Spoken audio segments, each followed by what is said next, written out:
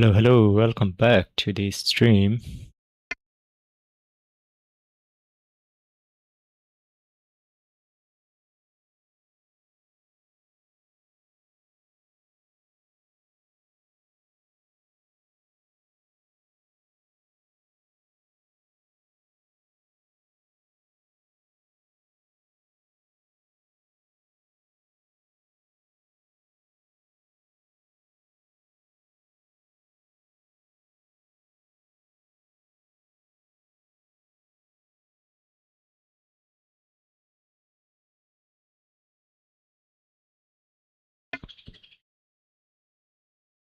So we are all set for the today's stream.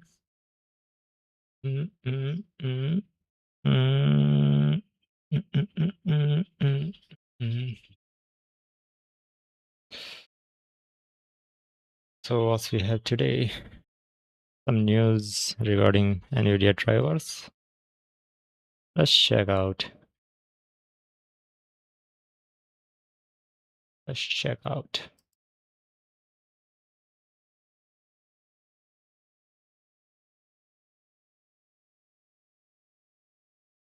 Chat.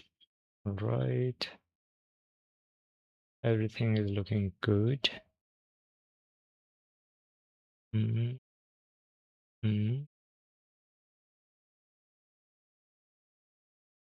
All right.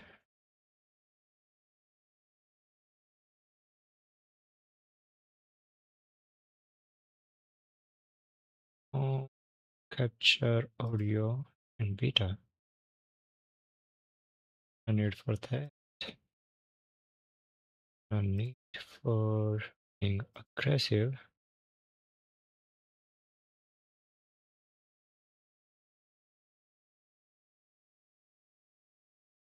Alright, this thing. Alright. We have Chrome is set up. Alright, let's check if so. As I have discussed this thing in my older stream, how NVIDIA drivers are ruining everything. Sometimes it's so stupid. So we have a video. This guy is really good. Daniel Owen. I have seen a lot of videos regarding the PCs, and of course Gamer Nexus and all these people. So this is what I was talking about in one of my live stream regarding the NVIDIA drivers update issues, and sometimes they just break the game entirely. So this guy has done comparison. I have not watched the video, so I'm going to watch with you. So the title is what is going on with NVIDIA drivers.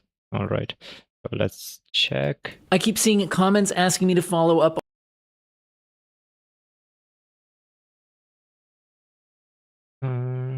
on the driver issues I was reporting on in the video you see behind me, where I was testing out Resident Evil Requiem and noticed there was all sorts of problems with the drivers and performance in that game, but also there were other issues with the drivers as well, affecting overclocks, and there were a series of other issues that had hot fixes. It was absolutely a mess. So in this video, I'll give you a little background context on that. I will test out Resident Evil Requiem on the latest drivers, but also a little bit of a spoiler that there does seem to also already be a hotfix out for the latest driver, although this is for an issue that is seeming to be in Arknight's Enfield. So anyway, there's that. So, again, a little bit of a backstory. So, when Resident Evil Requiem launched, there was a, day one driver support originally ready for that game, but it was instantly pulled back because there was fan control issues noted with that driver. So when the game launched, it didn't actually have the day one driver when it was being tested out. And some users were noticing that if you went back to an extremely old driver, like 576.88, you would see significantly increased performance. And I tested it out on a couple of GPUs, the 5090 and the 4070 Ti Super, to get something from the 40 series, something from the the 50 series, and other users, other videos, comments, etc., tested out on other GPUs and also noticed the same things. I think I have discussed this issue regarding the NVIDIA driver 575, around like that, 570 or 575. So I had the issue with that update. I don't know why my all of the games start lagging and doing weird stuff in the video game. So yeah. I then, in this video, also followed up with a driver that was supposed to actually bring the Resident Evil Requiem support. That was 595.71. And while it had slightly improved things compared to the driver that was available at release, it wasn't as good as the driver that had been available, months prior when you were comparing against that. Now, however, that version of the driver had some significant issues with voltages when overclocking. There was, articles about it. The NVIDIA's GPU driver totally wrecked user overclocks, and there was a hot fix released for that, which was then incorporated into some follow-up drivers. So fully released drivers at this point have repaired the overclocking issues. You can control voltages back to how they used to be. However, like I said, the current driver does still have issues. There is a hotfix available, and this one is regarding specifically stuttering issues in Arknight's Endfield. It's unclear if there's any other issues there, and we would expect that this hotfix be rolled into the next full release driver, which we would expect fairly soon, since we do have promised the final release of DLSS multi-frame gen with the dynamic mode and 6x frame gen promised at the end of March, which would just be in less than a week now. So we would be expecting yet another driver update coming there. But what I'm testing out in this video, as we'll see here, once again on the 4070 Ti Super, followed by the 5090 to get a couple different GPU generations in there. What I'm testing out here is the latest driver that is currently available, but without the hotfix. So this is on the far right, driver 595.97. Also, I have reordered my footage to be in the how oldest to newest driver version. So on the far left here, what we're seeing is the old drivers that were ancient even at the time of Resident Evil Requiem's release, but people noticed they were getting the best performance on that. When we look at relative performance, I'm going to set that as the 100% baseline. Here we see driver 591.86, which was the one that was actually available when the game launched, because the actual game support specific day one driver had. So we have like, if you see the difference between these two, it's big. Let's assume this is 60 and this is 76. It's like 16 frames. By the way, it's total like 18 frame, but let's assume. So we have like 16 frame difference between this update and this update. That's crazy. 16 FPS is a lot.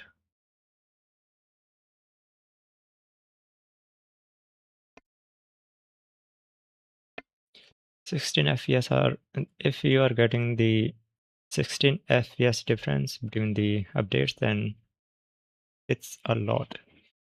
It's really a lot. Because all of the people out there do not have the highest system like the 5090 or the 4070. Even 4070 is big graphic card and pricey. And if you are not hitting the 60 FPS for the 4070, then things are questionable. And for those who are still using the like 3050 like me, and you are getting like 60 FPS difference, then this is way too much for me, because the graphic card do not hit the 60 marks for average gameplay. And if you are not getting 60 FPS and even the performance are reduced from 60 FPS, that's it a lot. And some of the games are like 45, 50 FPS you get on the system. So they makes huge difference. Had been pulled due to the fan control issues. And then the next one over, we see 595.71, which was the official release that added in Resident Evil Requiem support, but didn't actually seem to get performance up to on par with the oldest driver versions I had compared with. And on the far right, we have what is, as of today, the full latest release driver. When you just go into your NVIDIA app and download the latest driver, this is 595.97. And what we're seeing here on the 4070 Ti Super at 1440p max settings, which includes path tracing, but also DLSS performance, I'll make myself tiny and out of the way now, we can see that in this intro city scene, which is what this is testing, that the newest driver is now actually slightly ahead of the ancient drivers, 576.88. We're seeing 72 FPS versus 70. It's a 3% improvement. So basically on par with those drivers, but significantly better than the regressed performance that we had seen on the launch version drivers and the official day one support driver that was out, the one that didn't get pulled. Look at the vote usage. It's 265, it's 233. The difference is huge. It's almost 20-25 different.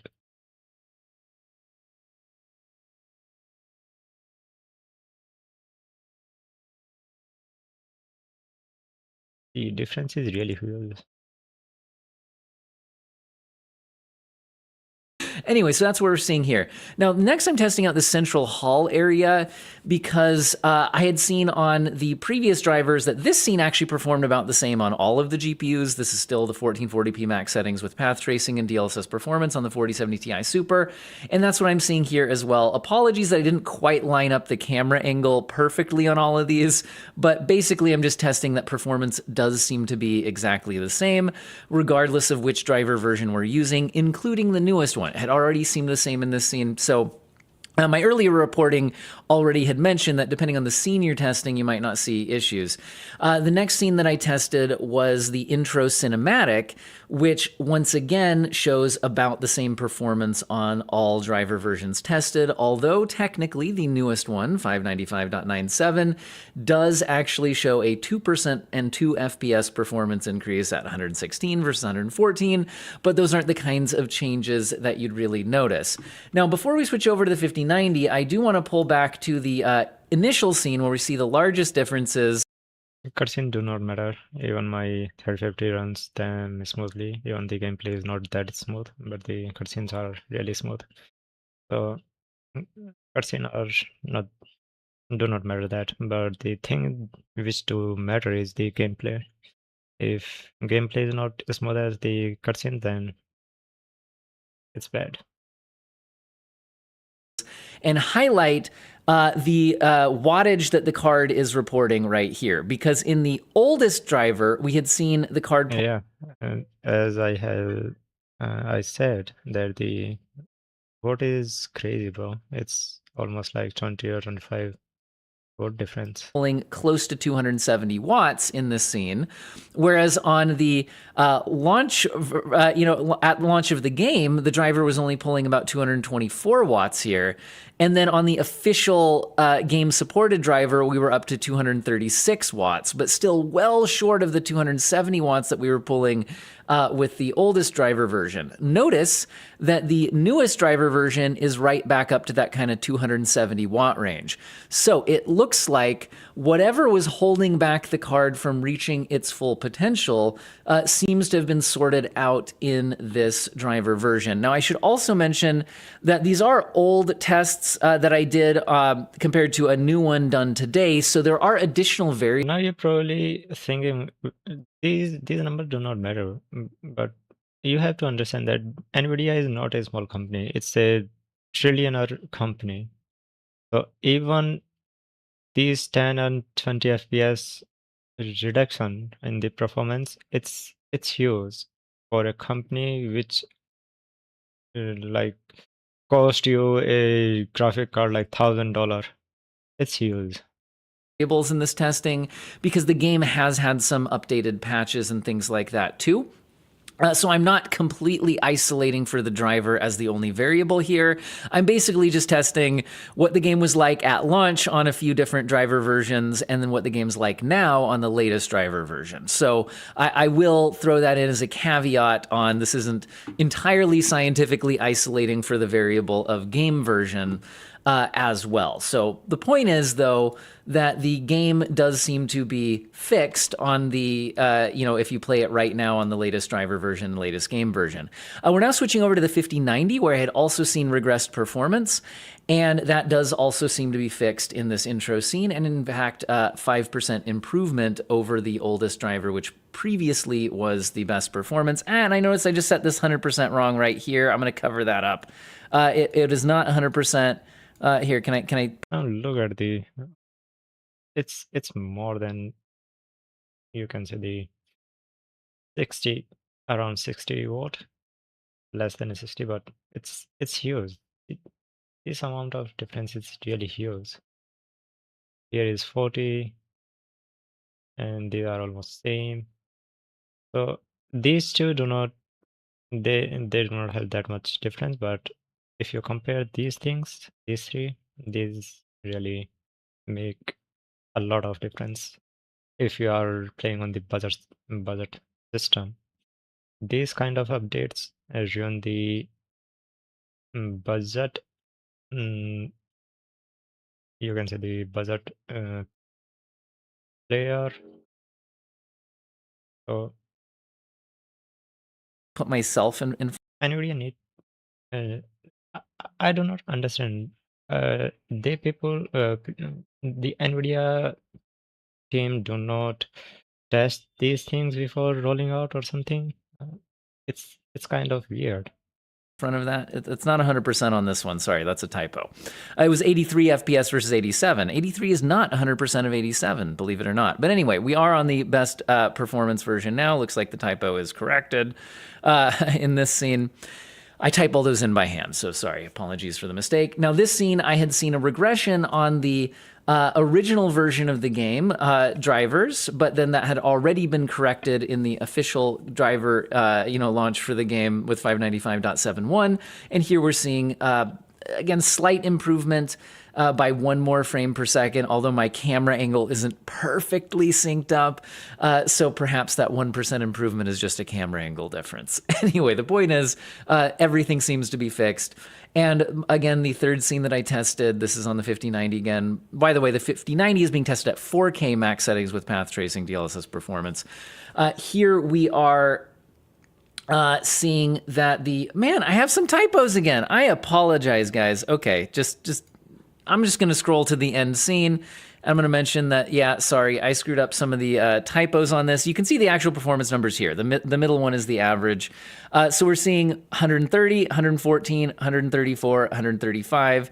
We can see, I think my percentages here were mostly okay, but I seem to have screwed up the actual raw FPS average there, so my apologies. The point is that we can see that the latest version is indeed the best version, and once again, we can see that the power issues seeming to stop the card from drawing the wattage, it's especially accentuated in this intro scene. These seem to have been solved on the 5090 as well, where on... One more thing, if you see the latency, here is it's like 10.5, here is 14, here is 14.5, and here is 11.3. If these are identical, why they have the different latency? On the opening scene on the oldest driver version, we were drawing about 531 watts, whereas when the game launched on that driver version, we were seeing 471 watts. And then on the official, Resident Evil Requiem supported driver, we were up to 584.4 watts. And then now on the current driver and game version, we're up to 534 watts. So again, some sort of issue seemed to be holding back GPUs, and I tested both 40 and 50 series in this game at least in certain scenes when the game launched and on the various driver versions. But the oldest driver version, 576.88, didn't seem to have that hang up.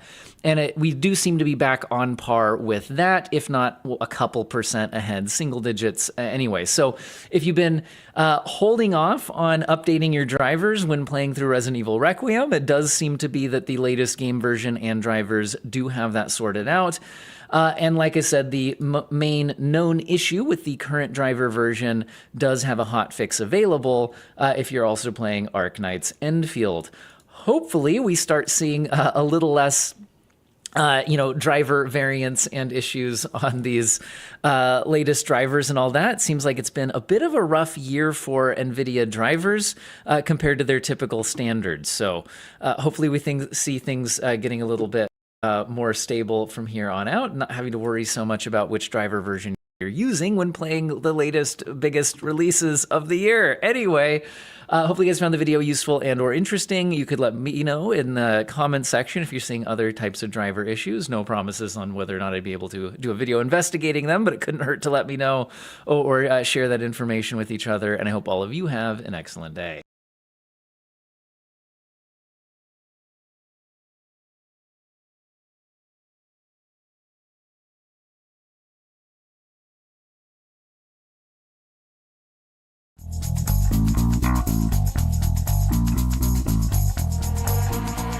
ये नया TV nuisance है। ये सिर्फ गोदी media ही नहीं, सब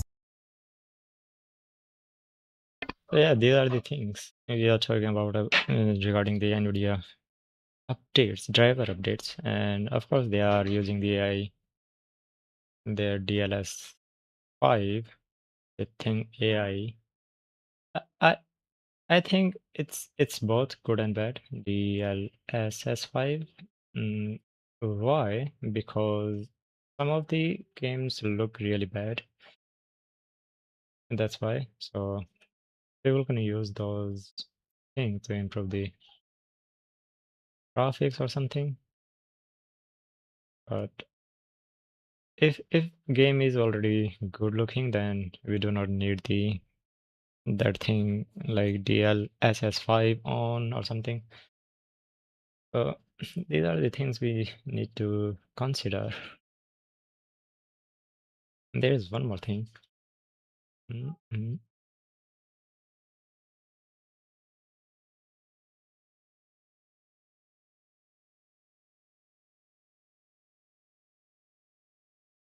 See, this is what I'm talking about regarding the DLSS5.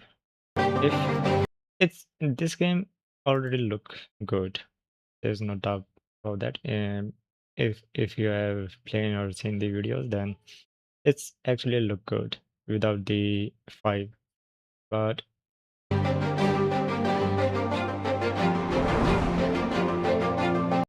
it's look it, it do not please the players. This is the simple wording for this. This thing, these things, it's good, no problem, but the clothing and everything is look good.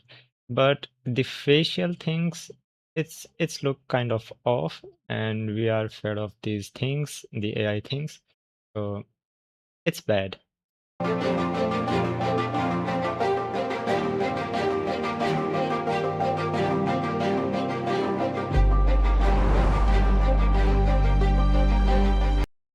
It's look like a maze. It it's it's good if the game is bad looking. It's good, but what is the difference? They just change the lighting. That's all. There's no difference between the character facial things. They just change the lighting. There's no other difference. The only difference is the lighting. But here, it's completely different. The lighting and of course they completely change the face. If you see, this look like this one, and if you see after that, it's completely different. It's not the same. But here it's does look like the same, but they just change the lighting. That's all what's happening. And Yeah, it's look bad. This look really off. It's looking good without the 5 if it is off, but if as soon as you on it, it's look weird. Like her face look realistic, but all the other things look artificial. So it do not align with the environment and all of this. That's why people are saying it's not looking good. This looks really weird.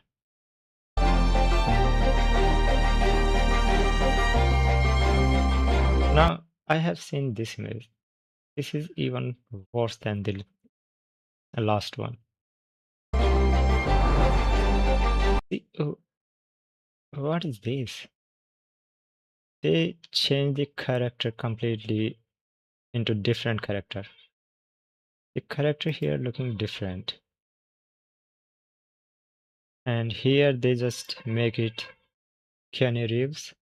Look like young Keanu Reeves. What's going on?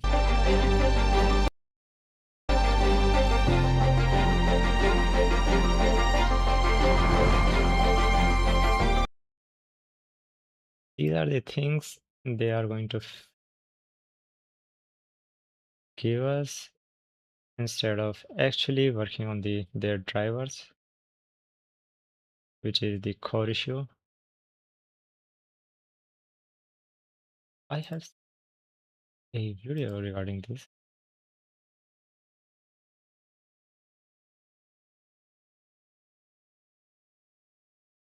It's way too slow.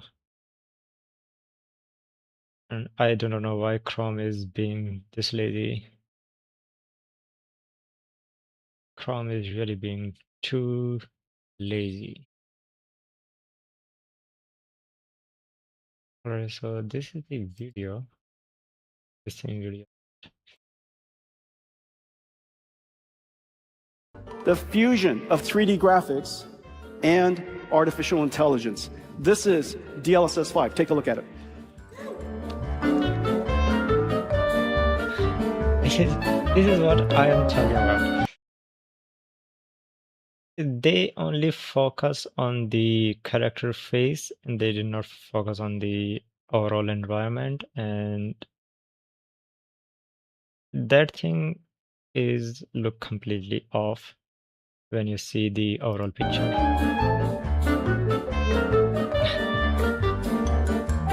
Yeah.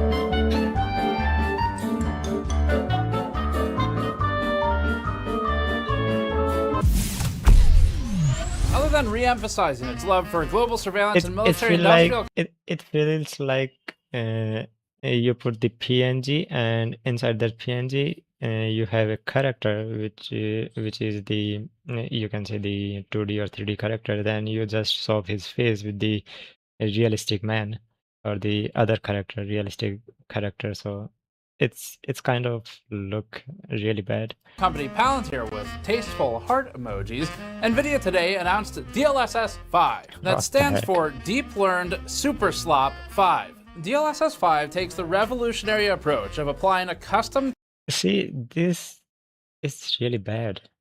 This thing, this whole change is really bad. It do not align with the environment. tuned, deep learned, fully trained, advanced 2019 Instagram selfie filter to video games to ensure characters are always shown under 5500K studio lights even when fighting zombies in dark alleys, including full lip filler, lipstick, makeup that the artist forgot to apply when the character left the house, and NVIDIA even debuted its new DLSS model PT, which stands for Peter Thiel, that applies a realistic reptilian eye effects to NPCs. Yep, there will be some glitches or bugs, of course. It's AI and it's coding. It's not even coding at this point. The entire internet It's memes just mixing bunch of images and putting on the character face. That's what's going on. on DLSS 5. We stitched some of them together. Well, this is going to scare you a little bit. I'm going to flip the slide, and don't gasp. So we're going to go through the schematic for the rest of the time.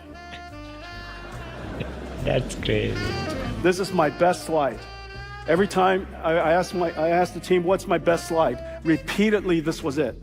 They I hope this is fake, not real. say, don't do it, Jensen.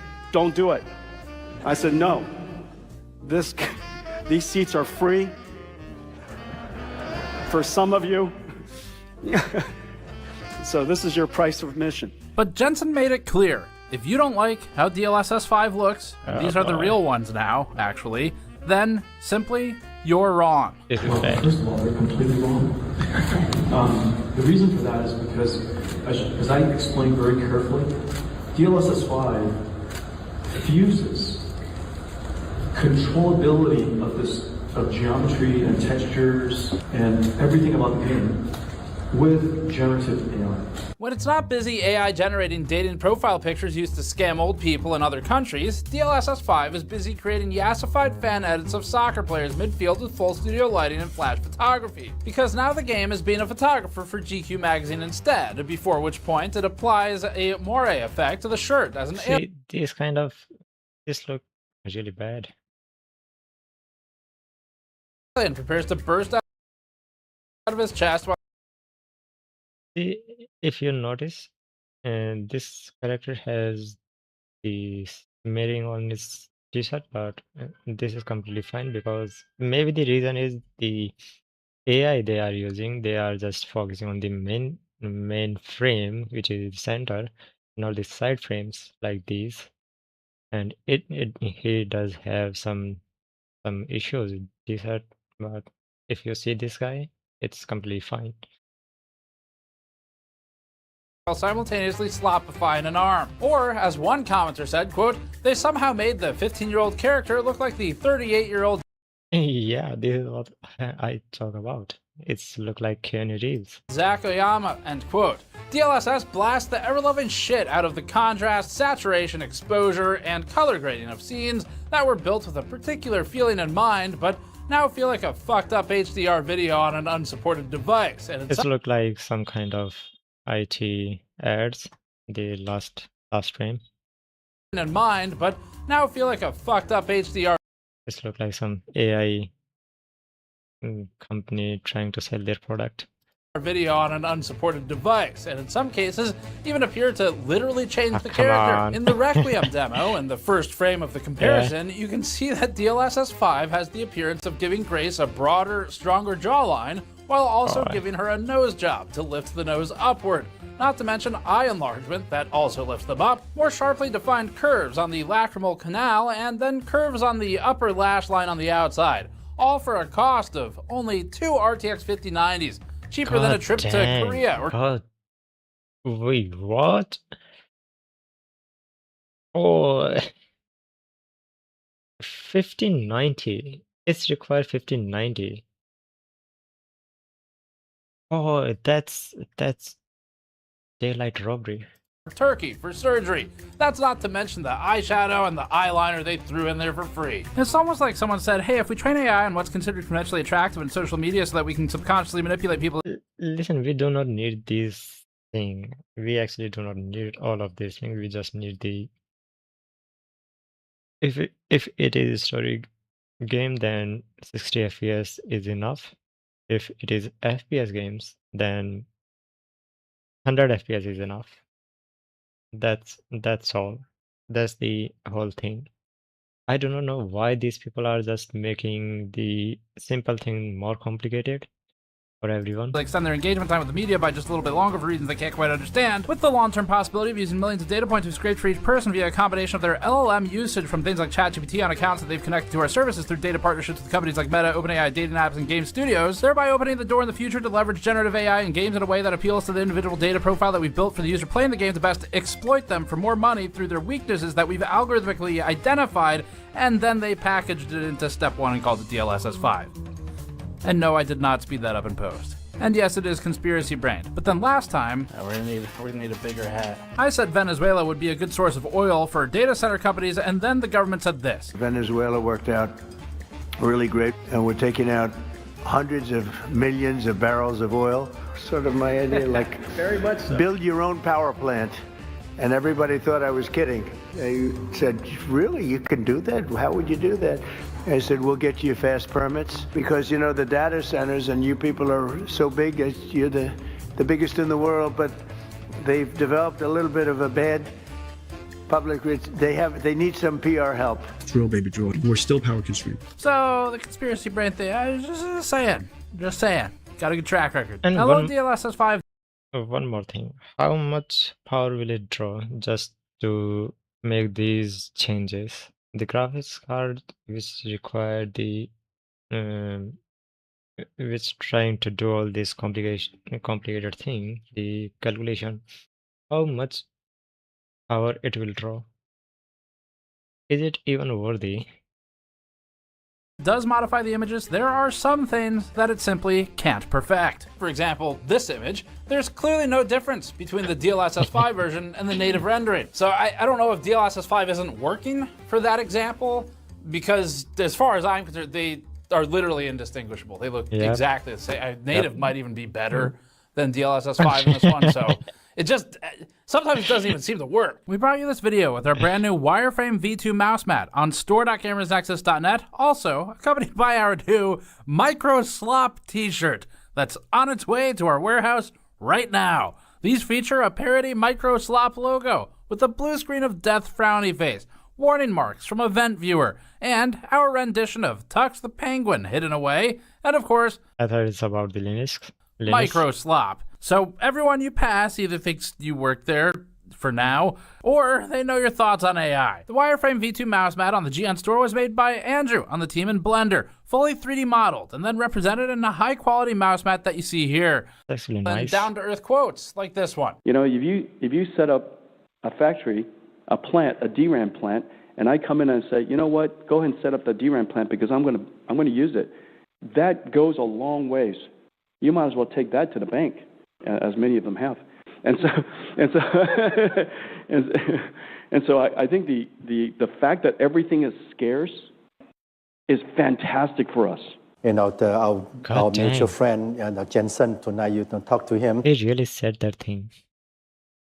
Yep. You know, clearly he need a lot of memory for his Robin and the next generation product. Between DLSS 5 reimagining the Altmer Hondatar as Joffrey Elfstein and fueling Epstein investment recipient Peter Thiel's co-founded company Palantir with technology that could be used in either war abroad or in surveillance against American citizens, Jensen Huang had a lot to talk about on stage at GTC. We'll start with the simplest, which is DLSS 5. DLSS 5 makes every single video game character look like it came from the same game, with the same shitty, I generated a dating profile picture to catfish people, mid-journey make it photorealistic prompt. So if you've ever thought to yourself, I like video games, but I hate that they have character and feeling, and I'd instead like them to all look like the Facebook manifestation of dead internet theory, where as you're scrolling, you just pass one after another fake image with thousands of maybe actual people commenting on the images or just bots, who the fuck knows. If you want that in a video game, then NVIDIA has you covered. And all of this comes during a time when building a computer is no longer viable for normal, actual people who don't say things like this. The fact that everything is scarce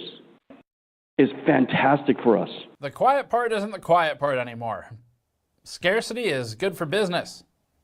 I mean, if you're not trying to get the stuff, if you're selling it, but it's good for business. With system memory prices now at 5 times what they were in September, and SSD prices at least doubling, and it's going up faster. That's crazy, bro. The pricing is crazy.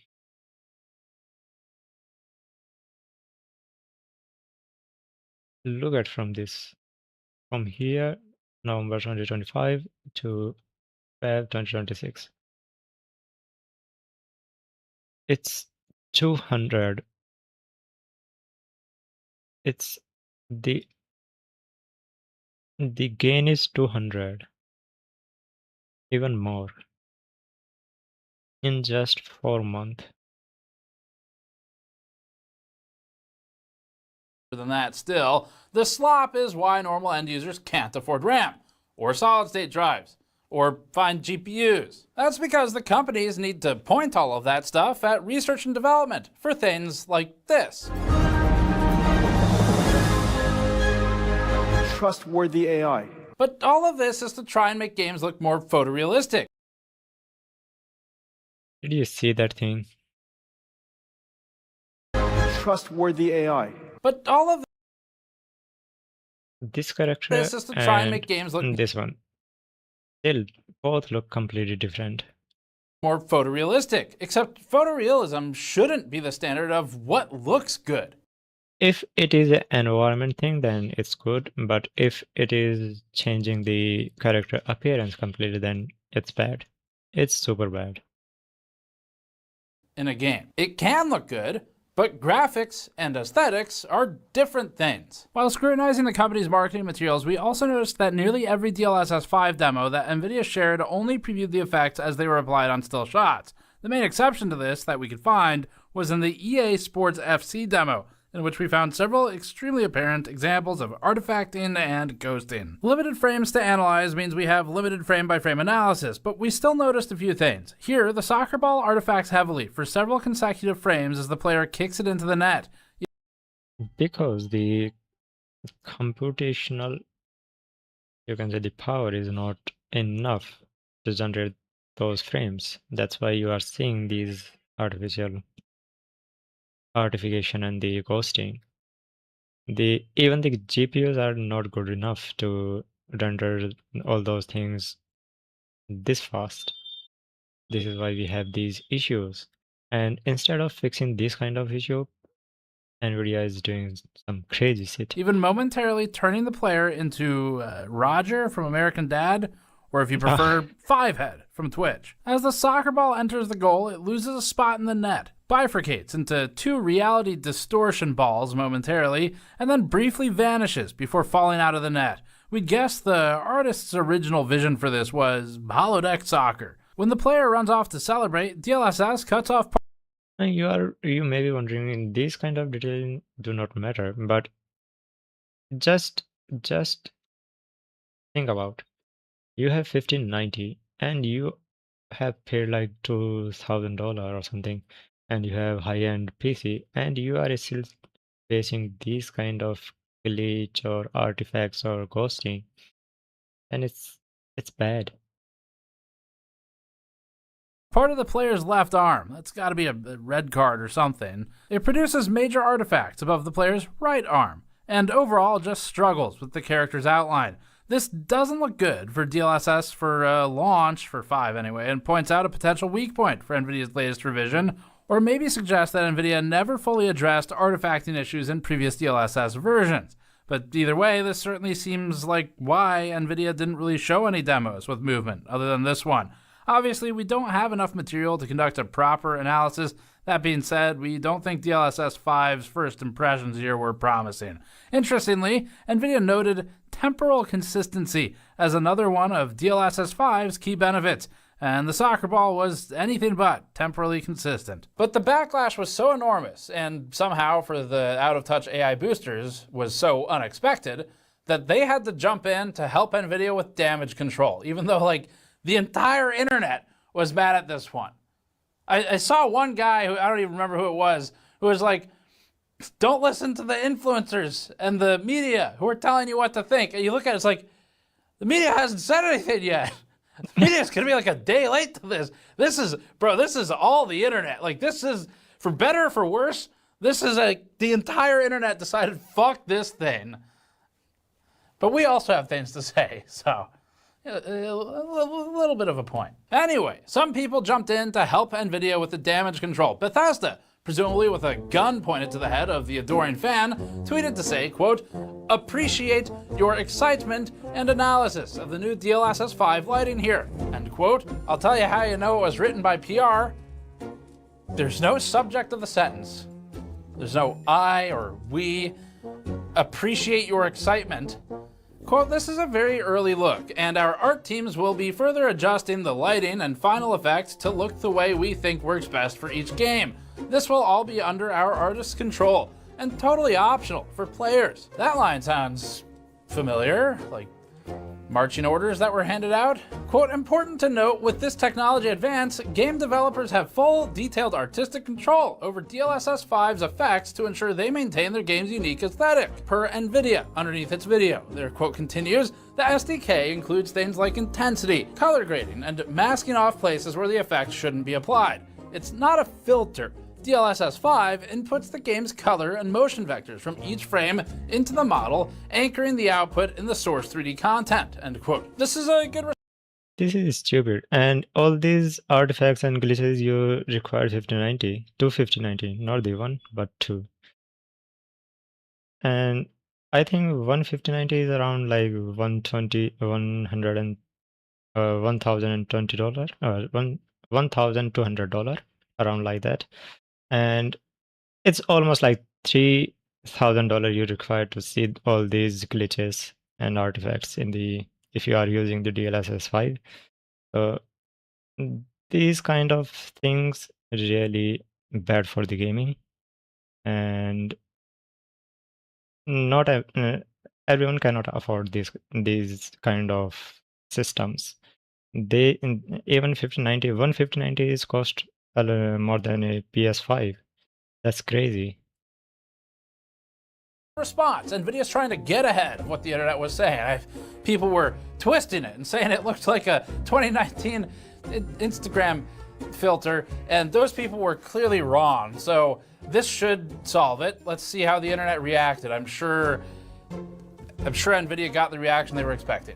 With all that AI that they have, they probably ran a predictive model and just, okay, all right, maybe they could have worded it a little better, or just like not made this. But anyway, some of the comments had great feedback for NVIDIA, such as, quote, "Rams didn't die for this. No way this isn't an April Fool's joke. Now your game can look like an AI-generated image. Wow. We went from ray tracing to slop tracing." Gotta say, that's my favorite one. "This was supposed to be an upscaler. How the fuck did it become this? We went from frame gen to frame hallucination. So now we measure GPU performance in teraflops," probably my second favorite. "Looks like it completely changes what the devs originally designed." This is my favorite one. Grace's face look like those ads on the album. Yeah, it is. Beyond weird. And, quote, "Grace's face looks like those ads on the hub." It's going to pound on memory really hard. It's going to be pounding on the storage system really, really hard. Jesus fuck. Once again, you Oh boy, that was crazy. Yep, it's going to pound your wallet too. guys are brutal. Remind me not to fuck with the commenters. But also, I completely agree with this, and I'm happy that NVIDIA's got plenty of feedback to pull from, so they know it's not just a random lunatic yelling at clouds and Palantir for the 67th time this month. That would be me, by the way, but also everybody else. But there's good news. The game development community says that all of us are wrong. Well, first of all, they're completely wrong. That's right. All those thousands and thousands of comments and people who didn't like it and their opinions about subjective things like art and graphics. They're idiots, and they just don't get it. So let's see what the game development community had to say, because you're not allowed to have an opinion if you don't make games. An Epic dev wrote, quote, "All you guys roasting DLSS 5 like it doesn't look better is distracting from art direction." I wonder how if we have the option for the GTA 5 to use the DLSS 5, I wonder how the game will look. We need to test the GTA 5 first. Direction are absolutely insane. The light and shading improvements are bonkers, end quote. He unironically tweeted, we assume about this looks so bad. Oh no. Oh boy. This is so bad. This 16th century Japan village with ultra reflective power. Just tell me this image is DLSS 5 on, not the off. Please. This looks so bad, bro. Power wash solar roofs. He continued, quote, "Are you so ignorant as to not recognize what that will enable from art direction are absolutely insane. The light and shading improvements are bonkers," end quote. He unironically. You see this thing. Absolutely insane.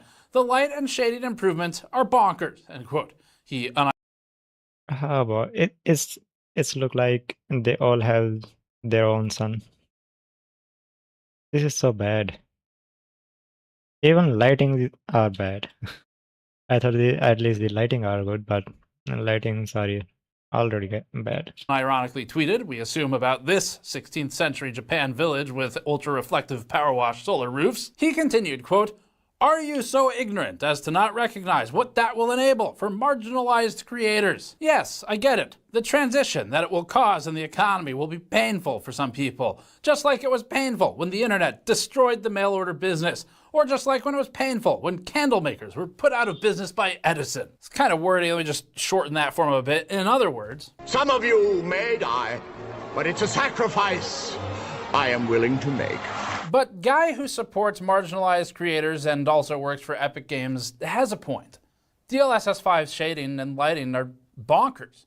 They're fantastic. They bring Oblivion Remastered right back where Oblivion came from. 2006. In this clip of Oblivion, you can see the scene get blasted with an indiscriminate floodlight that feels about the same as some HDR fuckery, or as if the brightness and saturation are both set to fuck your eyes on the monitor. Or in this... That looks really bad. I thought the lighting are good, but oh man. Flicker fest of the game, where Hantatar Elfstein looks like he's glitching out of the Matrix while he walks towards the player, we can see maybe why NVIDIA didn't show off more scenes where there was actual movement. All right, enough of that for now. We'll come back to more discussion on... Hey, wait a second. Did he change his eyes? Monitor. Or in this Flicker fest of the game, where Hantatar Elfstein looks like he's glitching out of the Matrix while he walks towards the player, we can see maybe why NVIDIA didn't show off more scenes where there was actual movement. All right, enough of that for now. We'll come back to more discussion on sort of the image quality from the initial demos. There is theoretically some actual technology here, so we'll talk about that as well.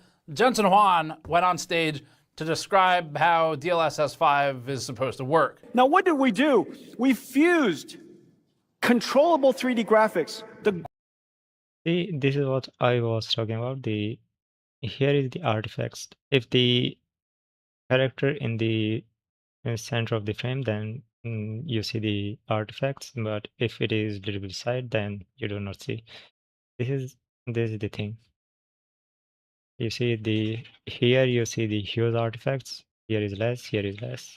It's look much better, this one, if you compare it with this one.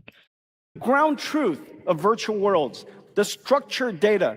Remember this word, the structured data of virtual worlds, of generated worlds. We combine 3D graphics, structured data, with generative AI, probabilistic computing.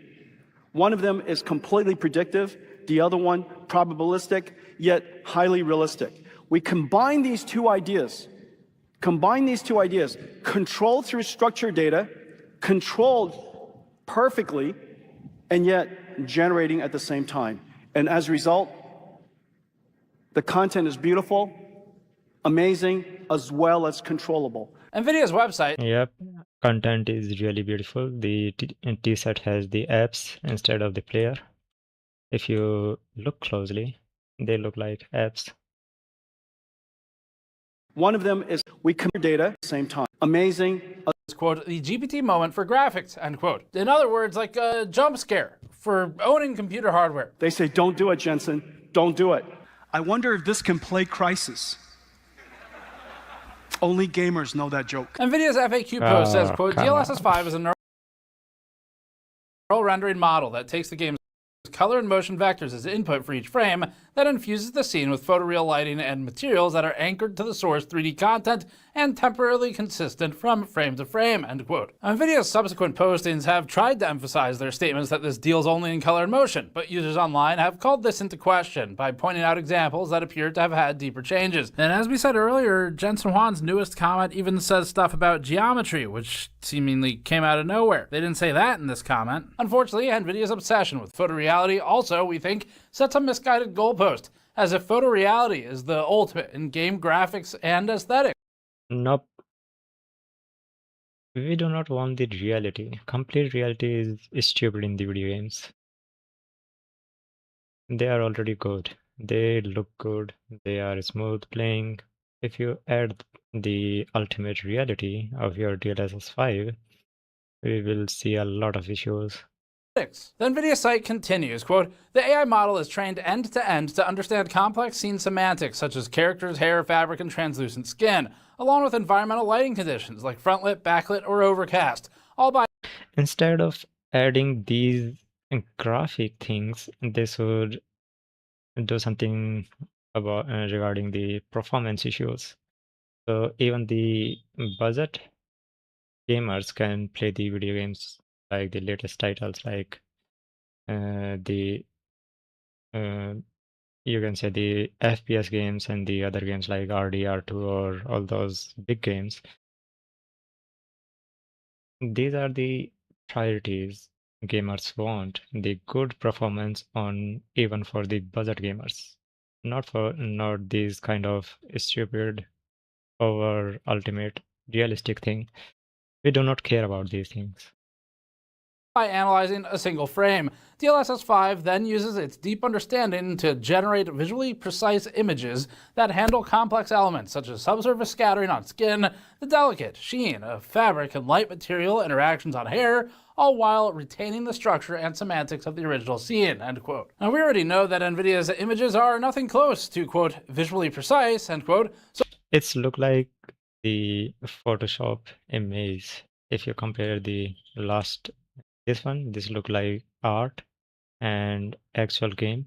This is how we see video games, right? And if you see this thing, it's look like a Photoshop image.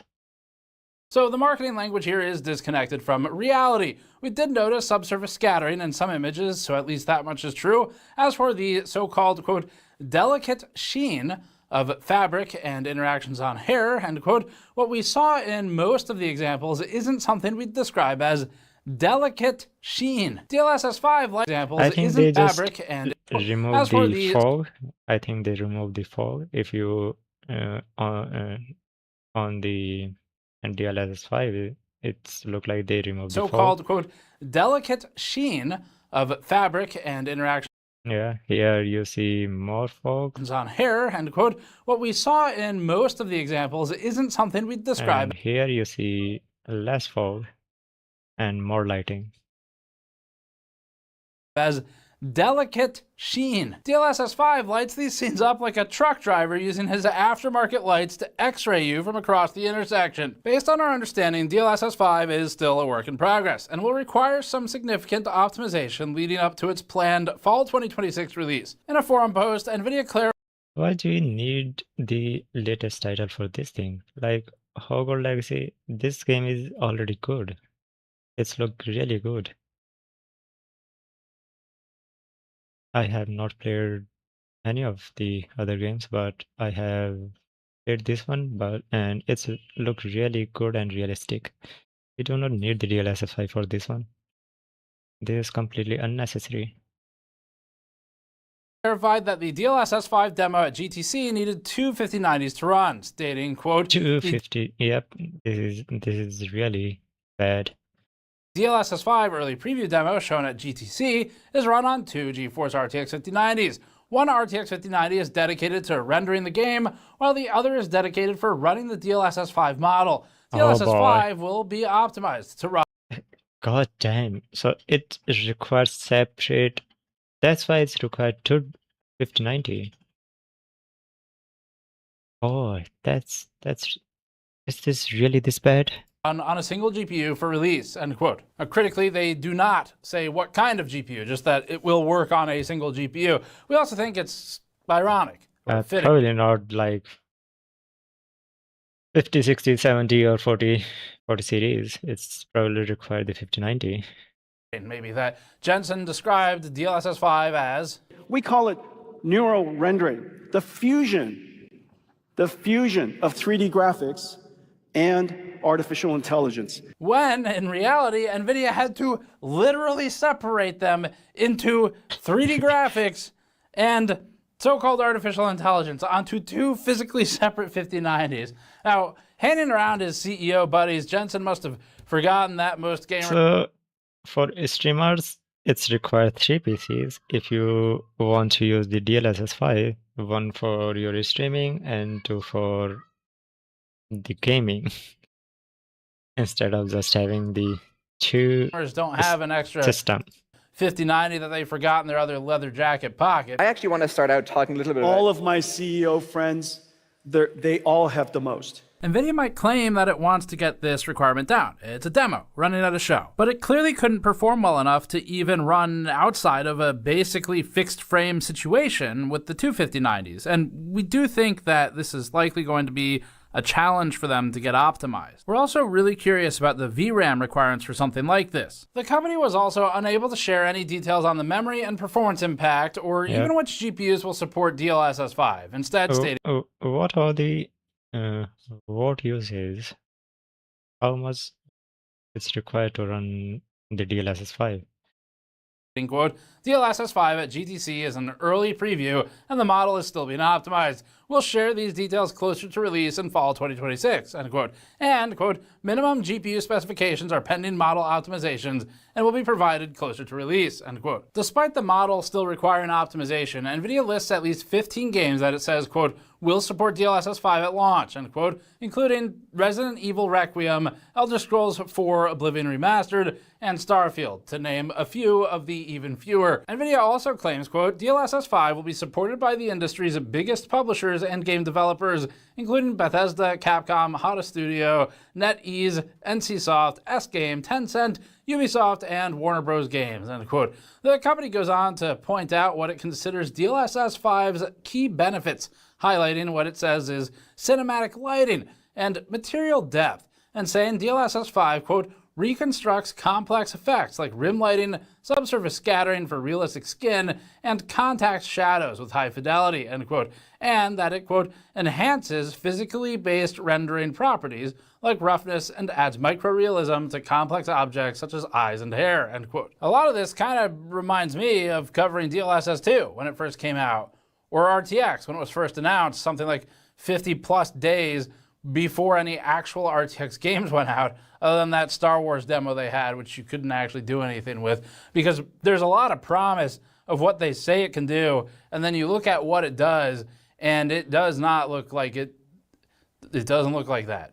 The things they say don't match the things that it is. Interestingly, NVIDIA attempts to push controllability as a main feature. It's actually something that Juan mentioned several times on stage, as well as the team mentioning in their blog post. They label controllability a, quote, key benefit, and they also submit that DLSS 5, quote, allows game developers to tune intensity, color, and masking to determine where and how enhancements are applied to maintain the game's unique aesthetic, end quote. Even if we just For saturation thing, we have a lot of different software already. Even the NVIDIA GeForce does provide the saturation levels. You can adjust those things in the driver settings. Why we need more? Even video game itself provides settings for these kind of things. decide to say that NVIDIA's not changing anything else. All right, it's only doing exactly what they say, nothing more. They're just copy pasting and rebranding the same feature again and again. Nothing less. Even in that situation, the problem is if the overwhelming amount of actual people who might use this see it and go, oh, I think it's changing meshes too. And how many people does have the 5090 graphics card? It's required 2 for now. What are the later? Maybe 1? How many people can afford the 5090 right now? Then it doesn't really matter what NVIDIA says it does at that point. It matters what the perception is, because this is all a visual technology, and all that matters is what people see. So if what people see is this no longer looks like the same game or character, then that's kind of the only point that matters. The defensiveness about technologically whatever it does, it's irrelevant to people. So anyway, later in the forum post, suspicions of defensive writing are verified when the company reiterates that DLSS 5, quote, honors artistic intent, end quote, one of the key criticisms online. NVIDIA says that it is, quote, inputting the game's color and motion vectors for each frame into the model, anchoring the output in the source 3D content, end quote. NVIDIA says, quote, by providing developers with detailed controls such as intensity and color grading, artists can use these to adjust blending, contrast, saturation, and gamma, and determine where and how enhancements are applied to maintain the game's unique aesthetic. Developers can also mask specific objects or areas to be excluded from enhancement, end quote. Even game developers jumped in on mocking this, including Among Us, with NVIDIA unaware that it is. That's good. This look like anime character now. I'm telling you guys, some of the games already look good. They do not need the DLSS 5. Only the if game is looking bad, then you can use the DLSS 5. But I think just imagine using DLSS 5 for the RDR2. It even do not make sense. Is being laughed not with, but at, replying, quote, DLSS 5, not sus, end quote, which is possibly the most sus thing to say. The DayZ guys jumped in too, with a giga chat, I guess, from DLSS 5. One of the big problems here is that NVIDIA has 95% of the market now. So it's at a point where the developers are going to play a game of numbers where optimizing for the thing that 95% of the market has is going to be the most financially incentivized thing to do. Yep, and that is the issue. Having the complete control on the market can will lead to really bad decision for the gaming industry. Because you're going to get the broadest user base and have to deal with the least amount of kind of specific fine-tuning across vendors. So this to us is concerning because just like with GameWorks over the years and all of the other technologies NVIDIA rolled out at one point or another that are software focused and integrated with game development, although there are cool things they do, it also does tend to follow a pattern of starting to sort of box out the competitors. And now it's not just AMD.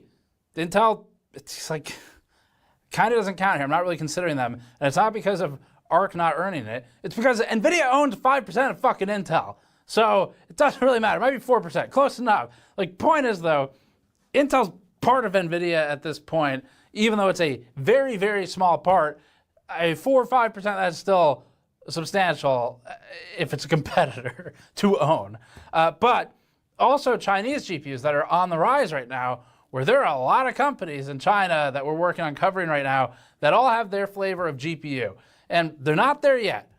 But it sure looks like they're getting there in terms of gaming products. And so the more sort of blocks that NVIDIA can pile up around game developers, the more it will defend its position as 95% market owner. And so NVIDIA is doing what it's been able to do for a couple decades now that we've been covering for, I don't know, like 15 years or something, which is utilize its more abundant resources to get engineers and developers and shader programmers into game development companies to help them, which is a good thing ultimately. But if they're helping them deploy technologies that create a disfavorable marketplace from a competitive standpoint, if it's boxing people out and leveraging a monopoly status, then that's not a good thing for consumers. And this is at a time when literally the president of the United States stood in front of Jensen Huang and his competitor Lisa Su, and then made jokes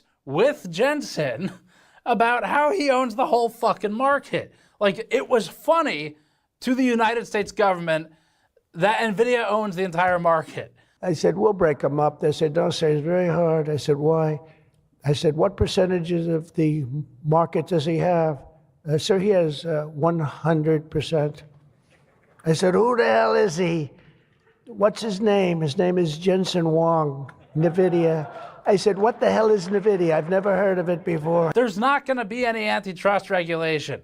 They're like in it together.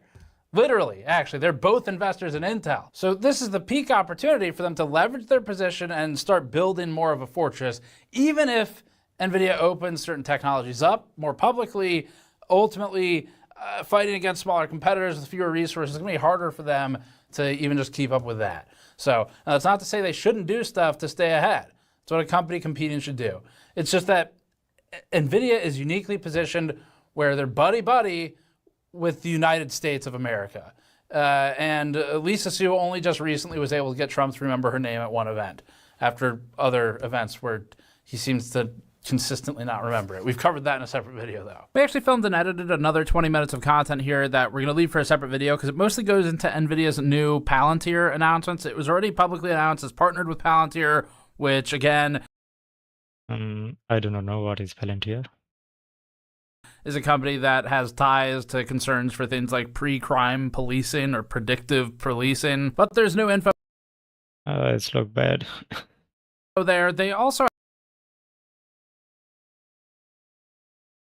had some other announcements. We were going over earnings as well, but we've had a lot of 50-minute videos lately, so we're going to keep this one focused after running a poll and asking you all what you thought. It was like 80% voted for a focused video. So this is the DLSS 5 one, and then we'll have all that other stuff in a separate video either here or on GNCA. But anyway, that gets you up to speed on DLSS 5. We do think that there's a greater play with DLSS 5, and I think it goes beyond just limiting what the competition has access to in the gaming space. NVIDIA doesn't give a fuck about gaming as compared to how it used to feel right now. That doesn't mean they won't still box people out, and they probably would still build up their moat to try and do that, to limit competition. But I do actually think that there is a greater play here, and it could be something like shifting people to be more in line with getting onto data centers for up to mid-range cards for gaming services if the requirement increasingly goes up for graphics power locally and the price goes up. It could also be the joking, not joking earlier comment that we had in here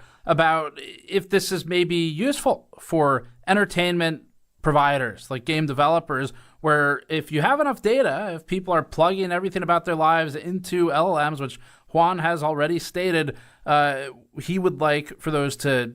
These are the issues on the running after 25090.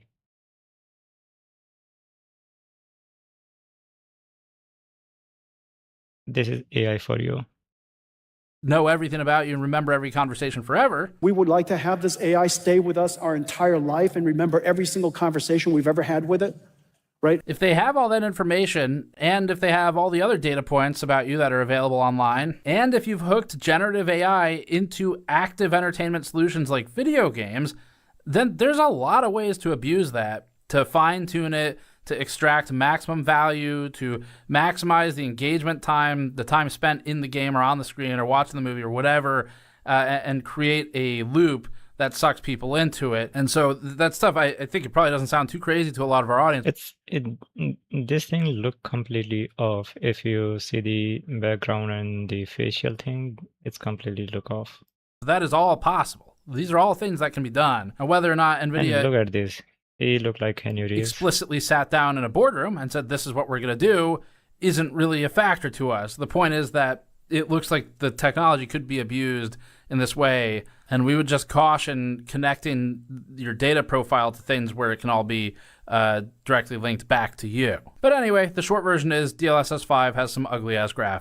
The point is that down in a boardroom, looks like the technology this look good.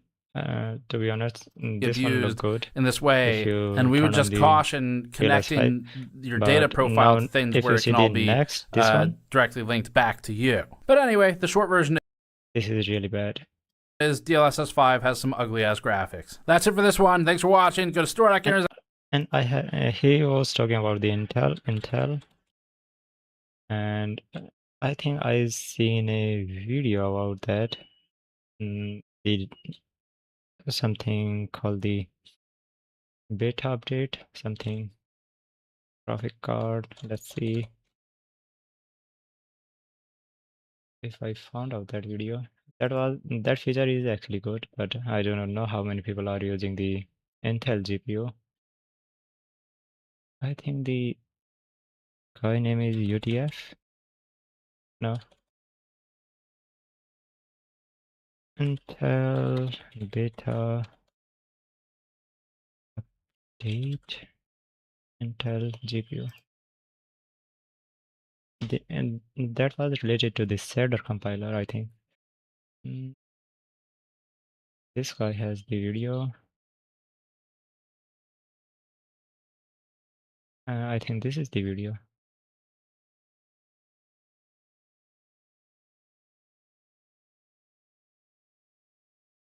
on, come on, YouTube. Games can sometimes take forever to load. If you've tried to play The Last of Us on This one. PC, then you had This time is the video. This is actually good feature by the Intel. to cook a whole meal before the game was ready to go. Sometimes it's because your PC parts are ancient and slower than your grandma competing in an Iron Man, but a lot of it is actually the game's fault.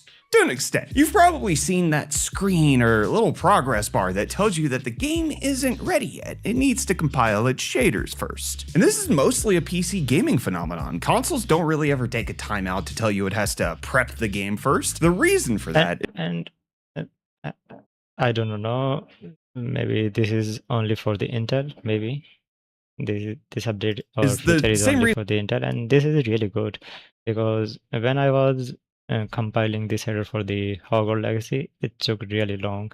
why gaming on a computer is great. There's too many dang options. Like a American grocery store cereal selection is just instant analysis paralysis. The PlayStations and Xbox games know exactly what hardware they're going to get, so they send the shader optimization in the game download. PCs have to do it at game time because devs just couldn't optimize for all the different pieces of computer gadgetry. Shaking things up though, Intel has dropped their new beta for their pre-compiled shader system. As the name clearly states, the games you load into won't have to compile shaders because it's been double pre-blessed. Intel's charts show an average of 2 to 3 times improvement in load times, or in the case of whatever the heck is going on with God of War Ragnarok, 21 That's times. a lot. Since I happen to have this handy dandy Intel Arc B580 PC, the plan is to see if their claims are true and if this is an actual game changer. Now this tech is only in select games and it is only for select hardware, but this is So it is for the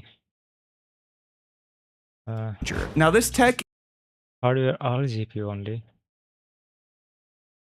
All right. So it is only for the Intel GPU, and currently it's about these games. is only in select games and it Hogwarts Legacy, all right. is only for select hardware, but this is a major area of development moving forward, and not just for Intel, but the entire industry. Microsoft's been actively working on their advanced shader delivery system, which essentially does the same thing here, but in a more vendor agnostic way, which is one of the main drawbacks of Intel's implementation. It doesn't work on AMD or Nvidia cards. But Mr. Soft has only rolled out their advanced shader delivery system to their Xbox Ally handhelds at the moment, so it's not available for many people, but not that there's a significant amount of humans with Intel Battlemage GPUs either. The Windows approach will likely be the more effective overall way of doing it moving forward, but Intel's here first for folks with gaming PCs. So let's just put them to the test. As mentioned, the hardware requirements force you to have either a desktop or laptop version of Intel's Battlemage architecture, and you need to have the latest version of the Intel graphics software program as What is the price for the B580 GPU? Let's check. Intel Arc B580 GPU price in USD. Come on, boy. it's 250 USD, and that's decent price, bro.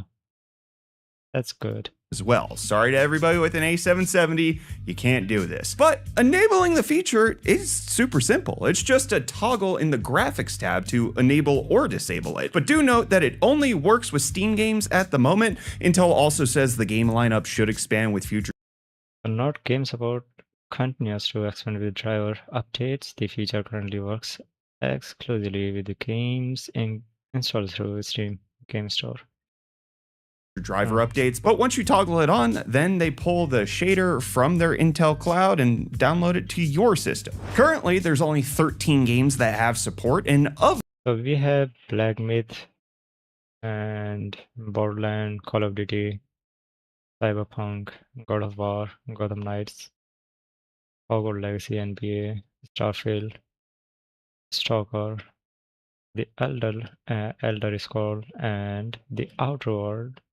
Of those, I only have access to 6 of them currently, but that should be enough to fact check Intel's claims and also see what in rootin' tootin' tarnation is up with the Ragnarok load time. The CPU in the system that we're using for testing is a Ryzen 9850X 3D with 100. That's expensive thing. 128. Most of the people cannot afford. 8 gigs of 5600 mega transfer RAM. So we shouldn't be CPU throttled, and it's all running off of a Gen 4. So NVMe let's check the data. And yes, I have the silly Cooler Master sneaker case. It was a wicked good deal in South Africa, 360 constructed that is. So don't judge me too harshly. And you also get a little figure play. You're still a while before a game is ready to go. One of the main things that determines the speed of your compilation is your CPU. In fact, this is how many people found out that they had crappy 13th and 14th gen Intel chips, because shader. All right, it's all also depends on your CPU, not just the GPU. That thing. All right. So he's using really heavy CPU. What about the entry level? Compilation would crash the game or the computer because the CPUs were unstable. So you should keep that in mind when I present my numbers. If you're not on the latest, best gaming CPU on the market, the impact to your life will be worse. I measured how long it took for the game to be ready. That is, the main menu is accessible and the shader compilation is complete. Without preloading, the quickest game was Cyberpunk at just 41 seconds to be up and ready. There's no shader compiling progress bar for that game though, so it's hard to really clarify if it finished. And even though most of the games have an initial shader progress bar for compilation, some games only do it during the game itself, which can lead to hitching and stuttering while your CPU is processing this task in the background. So that's harder to verify with raw data numbers because you can't tell when it's finished. Starfield though came in second with a sub 2 minute ready time, then Hogwarts Legacy at just over 3 minutes, Oblivion Remastered was nearly 4 minutes, Black Myth Wukong was almost 6, and now... That's crazy, 6 minutes. It took 6 minutes to just see this play game screen. That's crazy. And do not forget, he is using the high-end system, not the budget gaming.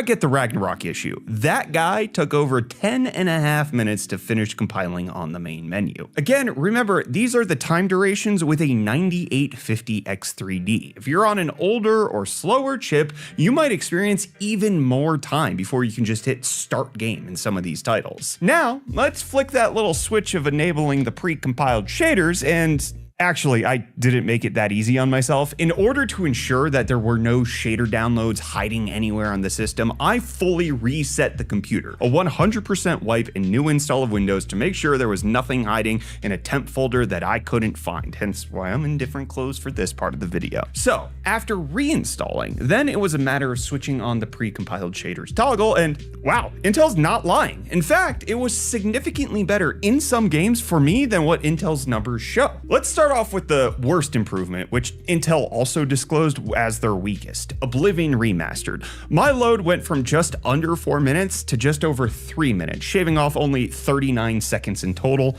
Nothing to super write home about there, but everything else was much more impressive. Black Myth Wukong still showed the shader compilation. That's a lot. From 6 minutes to 3 minutes, like half. It's impressive.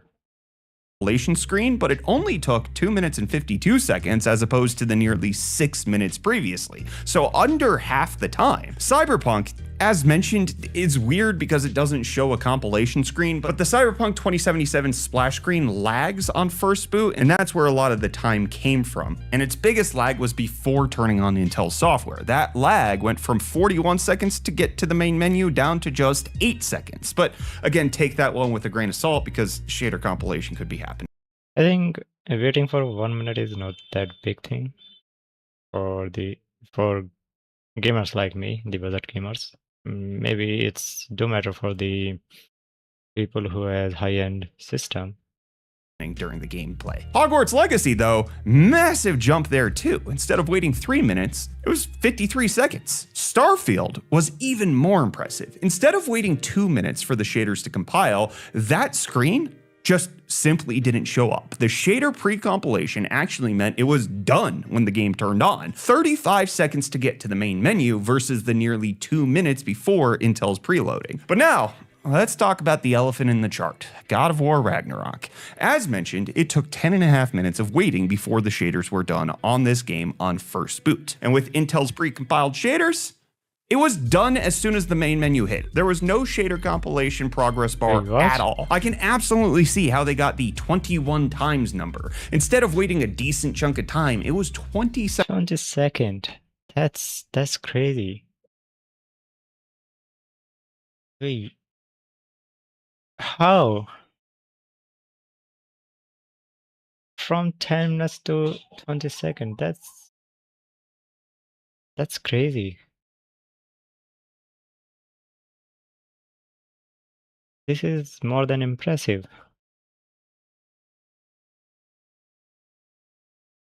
This is really good. Seconds from launch to be. I wonder what is the issue with the shader then? Being able to hit play on the game again with the shaders already being done. Well done, Intel. So it's clear their new graphics software beta is impressive. It absolutely cuts down on the time it takes to get into the game you're looking to play.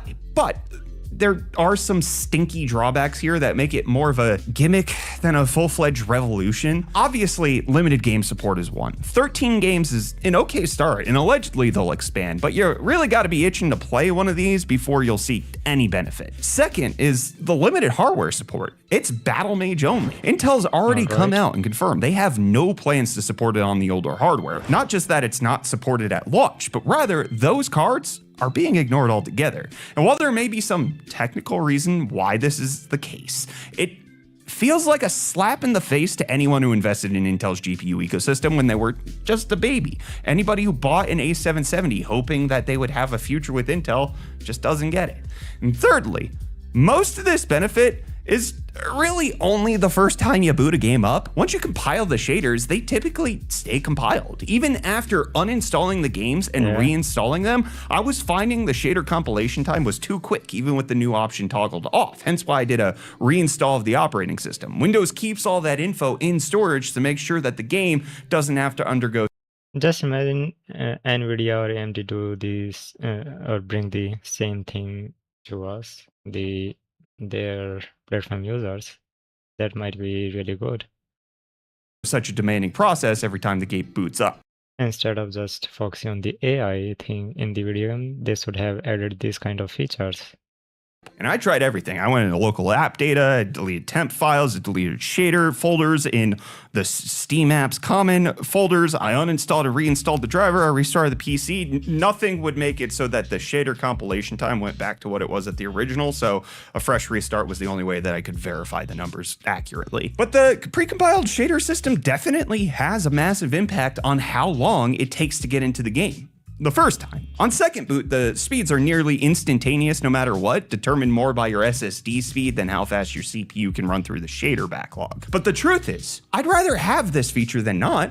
There seems to be no drawbacks on the gamer side besides the lockdown into the modern Intel ecosystem. That is, you can't use it with a 5070 or a 9070 XT. Not that being on an Intel card is a drawback. That's not what I meant. It's just that it only applies to Intel. But it also shows that Intel is committed to their gaming graphics card division for now. They spent the software engineering time to come up with a program that eases a mild nuisance, and they didn't have to. They could have just easily worked with Microsoft on their third-party solution and waited for that to drop. But there appears to be a sense of Intel really trying to stretch their software teams to get their tech up to par with the other two GPU companies in the space. That's the part I find most exciting. Intel came out with a helpful feature before AMD and Nvidia did. That's the type of competition we need to keep the entire scene moving forward. So, if you've got a B580, update your software, flick that button on, even if you don't play any of the 13 games. Hopefully, one you do like will be added soon, and then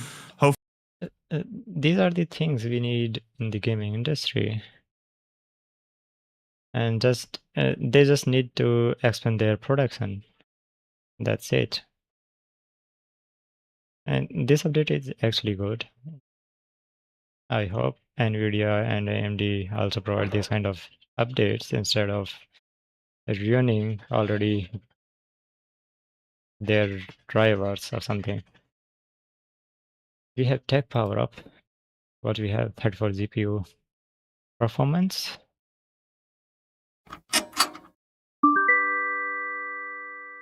Death Stranding 2 On the Beach is an open-world action game from Kojima Productions and is the sequel to Death Stranding from 2019. Built on an updated version of the Decima engine, which also powered the original and games like Horizon Zero Dawn, it brings support for DLSS 4, FSR 4, and XeSS, as well as ray tracing. Is your GPU up for playing it? Starting off with VRAM, and on the low quality setting, the VRAM usage is pretty reasonable, only using 6 GB all the way up to 14. Wait, what? What this video is about? On the base 34 GPU performance review, 59 RTX 5932 GB, and they start comparing this thing. 1440p, so you'll probably want more than that if you are going to be playing at 4K. Going up to the max quality setting, though, is a different story, requesting 9 GB at 1080p, with that number crossing the 10 GB barrier at 4K. Enabling ray tracing and frame generation does boost those numbers even more, with the game topping out at 12 GB with all the bells and whistles enabled. And checking out the performance profiles, enabling ray tracing does have a pretty profound effect on the frame rates. So you need the 14 GB minimum. Yep. 12 GB with all the bells and whistles, enabling ray tracing does have a pretty profound effect on the frame rates, decreasing overall performance by 33%.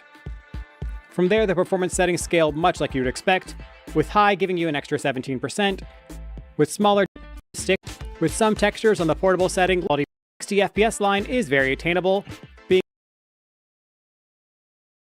Alright, these are the things. So the thing is, NVIDIA, AMD, and Intel need to come up with the solution regarding the gaming industry instead of just focusing on the AI thing. Do we have any other news regarding all these things?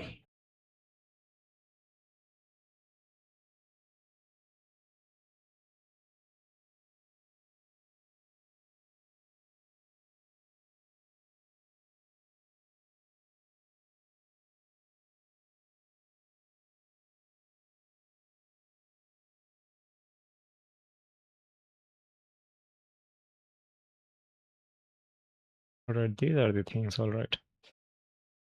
So yeah, sometimes their NVIDIA's driver update cause some issues, sometimes they add unnecessary AI thing. These are the things. So yep. Let's check our Battlefield 1 gameplay. Du, du, du, du.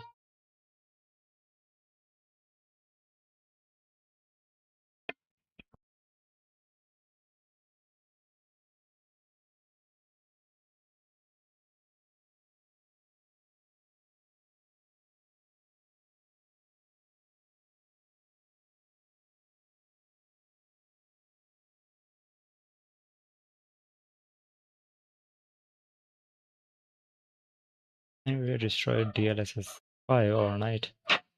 Oh, that's impressive.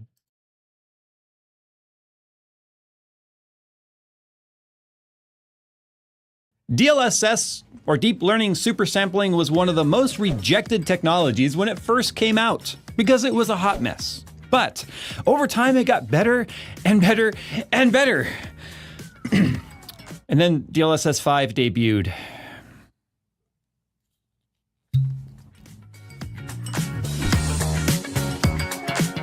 Well, if you've ever wondered what you could do with $7,000 worth of GPUs, you could, just run DLSS 5 and put some Snapchat filters on top of all of your gaming characters, and make sure you never forget your makeup during the. Yes, he is not a gamer. He does not care about gamers, and NVIDIA can really ruin things because I have a feeling they're just beginning. How often is it when you build something up and then just completely not only are you not reading the room, you've left the room. You've left the building. You would just as a company and as the direction that Jensen is trying to lead things right now, it's obvious he is not a gamer. He does not care about gamers, and he can only think of the world as 2 letters, AI. And now he's trying to filter that back down into the gaming community. And that makes sense. I get it. In the past, gaming technology and GPUs was then used to kind of move the technology toward data centers and all that sort of junk. Now, data centers is where the technology is starting and then filtering its way down into the gaming communities. And so now that things are filtering from data centers and AI down into, when I say AI, it's my voice won't say it. It's AIO. Hey, what AIO are you using? It's the hardest. Or hey, did you edit it? Did you edit the video? It's did you edit it? Okay, anyway, technologies now filter backwards. They now start on the data center and now AI technology platforms, and then they come down to gamers. So it makes sense that that's the only thing that he's got on his mind, because when you're a trillionaire, I guess you can do that and not really care. I wasn't planning on making any sort of video about this. Plenty of videos have already been made about it, but really after the major keynote at GDC, and then he was asked again about gamers pushing back on it, and for him to say this, well, first of all, they're completely wrong. So that's what I mean by when I say, all right, let's play the Battlefield 1 on 200 ping. That's what we are going to do. So yeah, they need to fix their softwares. We do not need those AI filters in the video game if they are not actually providing any meaning.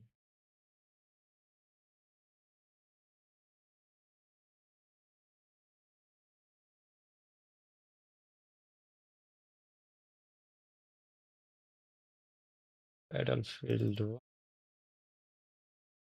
Battlefield 1.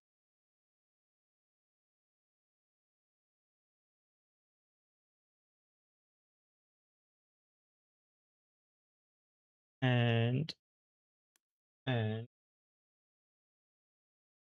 it's still not showing.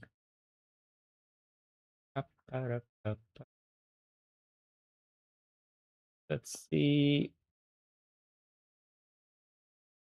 the capture. Game capture is not working. We are going to use the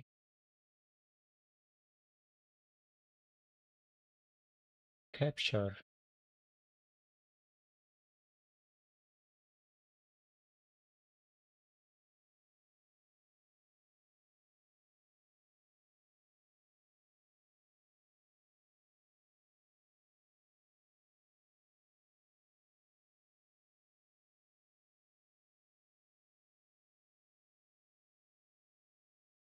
I hope everything is working.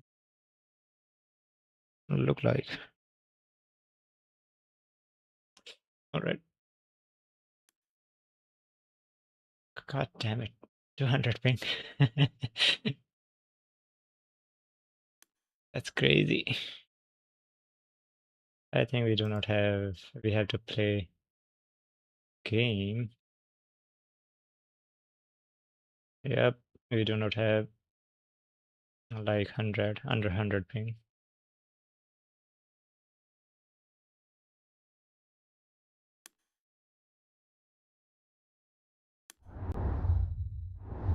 Let's enjoy the game.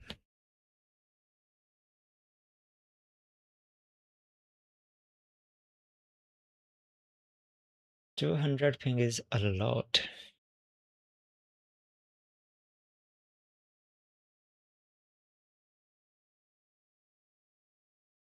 Maybe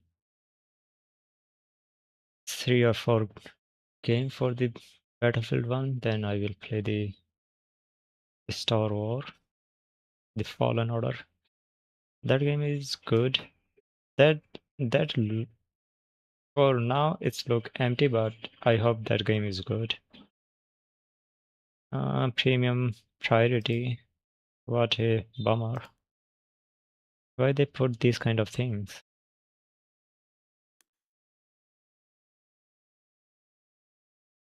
$34. What the heck? Why they left? 62. Join it.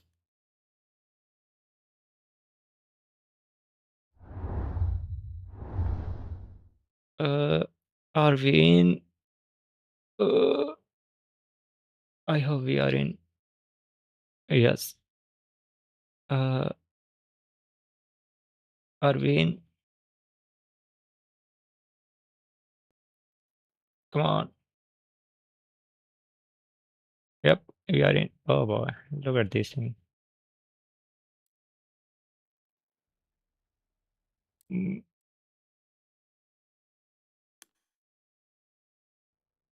Why it's looking so laggy? Bro, what the heck is happening? Oh no. Did I just install a NVIDIA update? Please. Oh no. I think we have installed a latest driver from the NVIDIA. Let's check. I can't see. Yep. Yep. Yep. We have the latest driver. I don't know if you can see or not, but it's saying 595.79. We used to have like 595.75, something like that. And we have installed the update. And now we are having these kind of weird thing. Come on. Advance, even, come on. This is bad, bro. This is bad. What about the gameplay? Oh no. It's unplayable.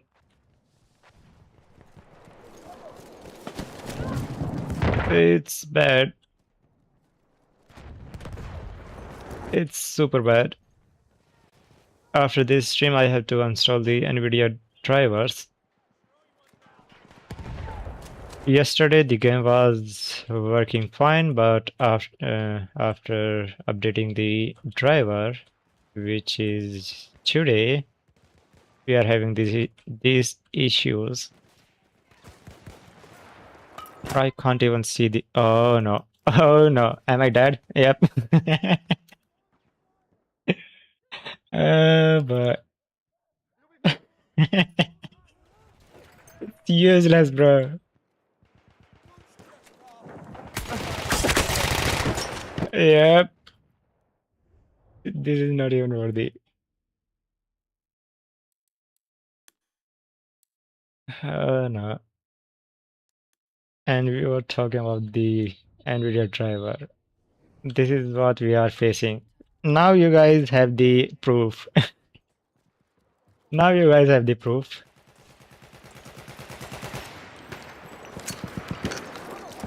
A flame trooper kit is available near your location.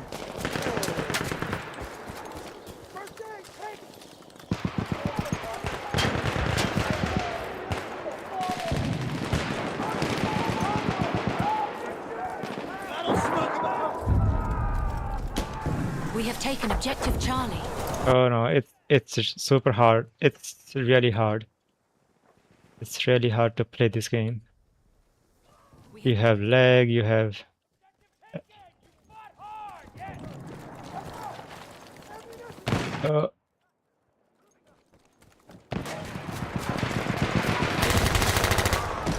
Ooh, there's one more.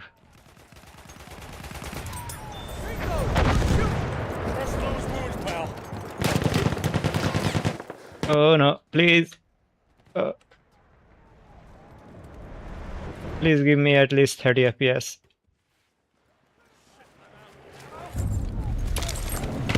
We have lost objective apples.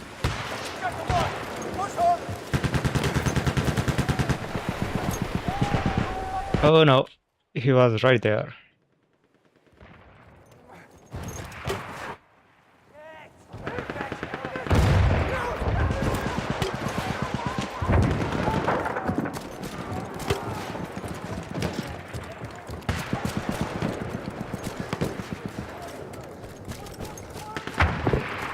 Do not worry, guys. I'm holding this place.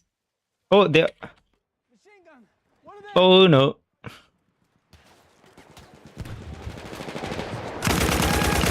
Oh, he is my teammate. Oh no. They were right here.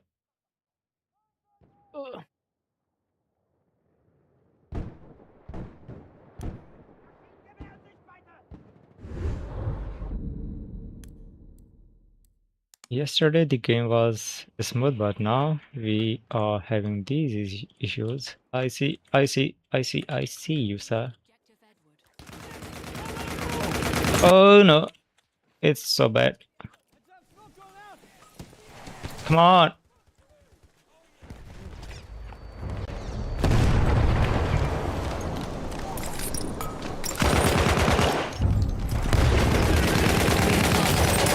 Oh, got him.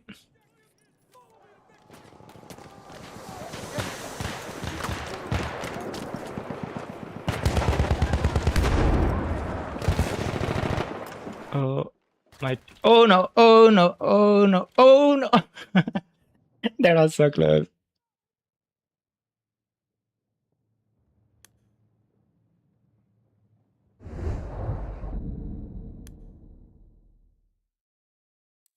Oh, we are losing D.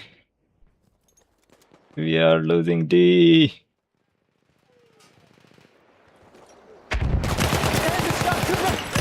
Oh god damn it! There are so many. Oh, he actually killed them.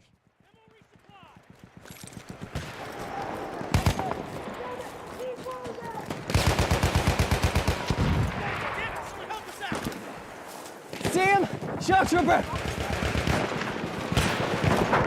Gas, look out! Kill him. There's one more. God damn it. 25. 25 damage. Where the fuck he is? Oh, there.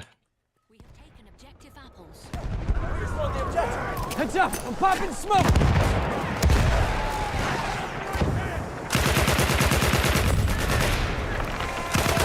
An objective butter. Yeah! Get back in the car! Oh, he's dead. Alright.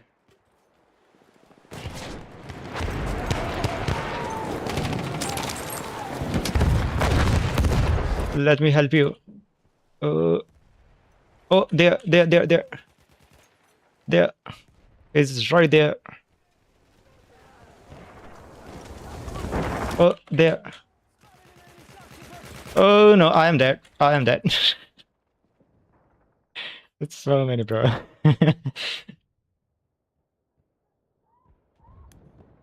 We are losing objective Charlie. We lost the T, now we are losing the C. This place is scary. Oh, here's my teammate. Alright. Where the fuck these people are? Oh, there. Ammo,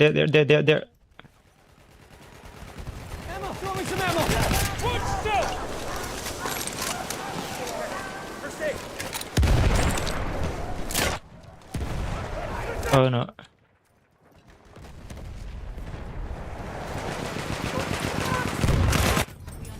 Got him.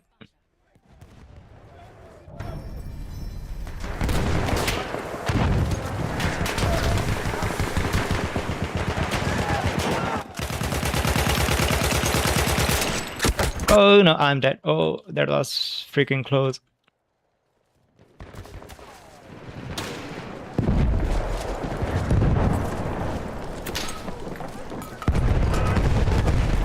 Oh no, they are destroying everything. Oh, right there. Oh, change. Got him, at least.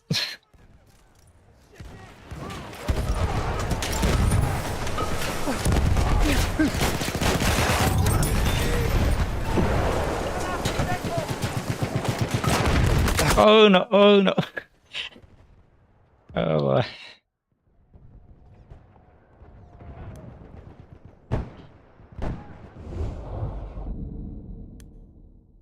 Oh, we are losing, bro.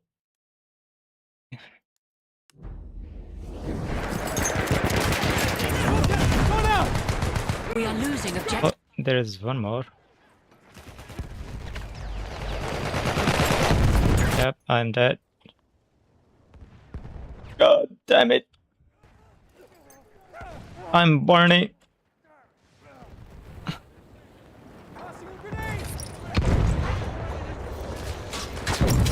Throwing smoke grenade!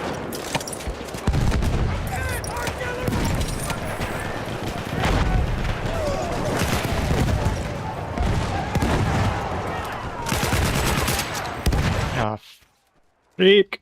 They are right there. Right fucking there.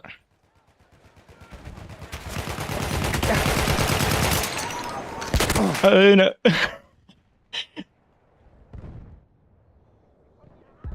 This freaking shotgun.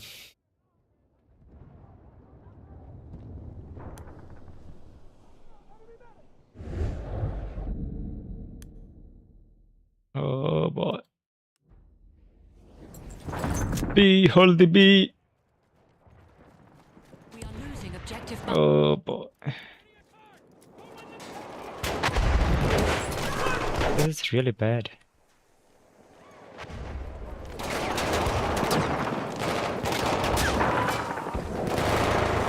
Oh, everyone is dying there.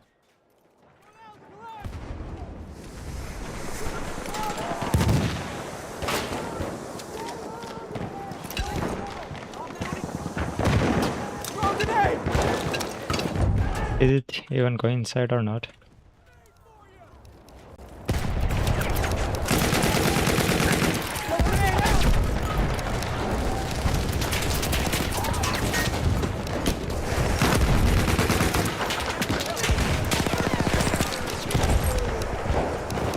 Smoke grenade! Oh, god damn it, I missed.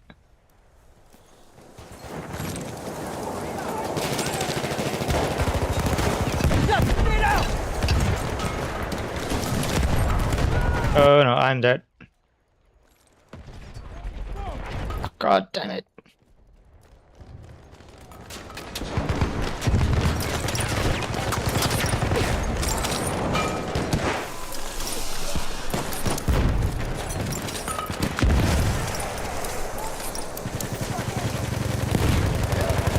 Here's your smoke one!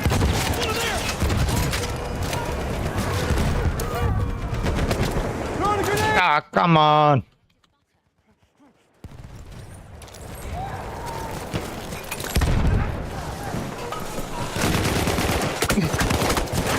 Oh. There was like 200 damage.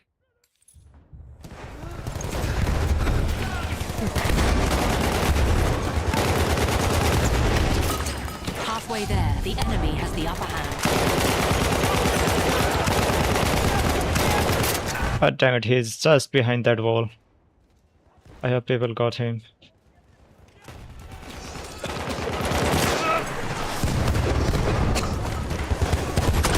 Ah, come on. What a freaking timing. They're all going to die.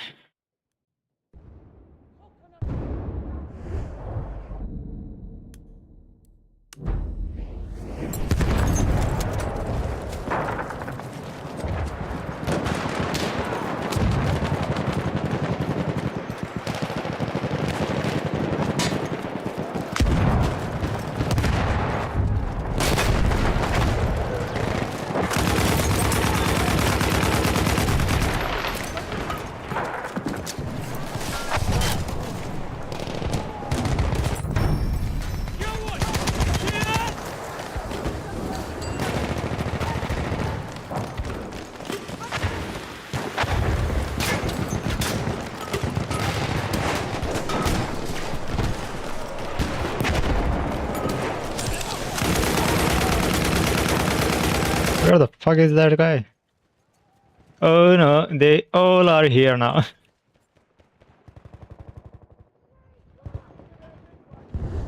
This is mess.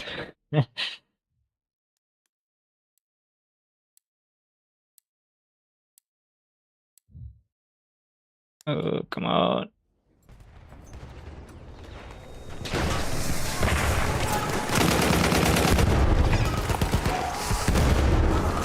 Oh, grenade now! Do not block me.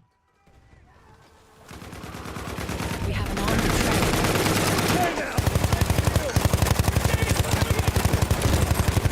Oh, grenade out!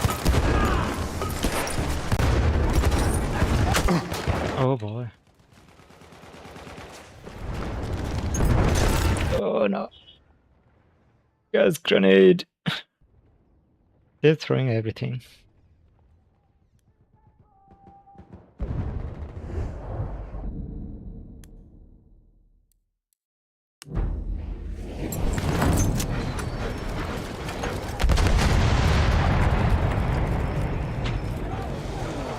Our armored train has arrived.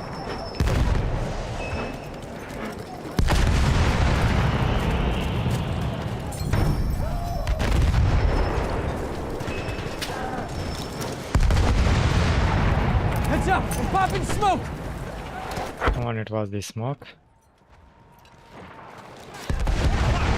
Smoke out! Watch it!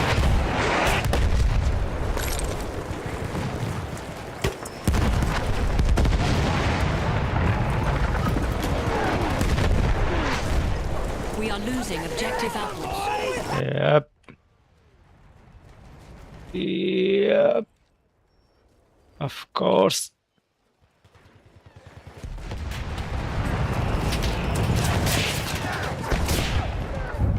Enemy medic sighted! We have lost objective apples.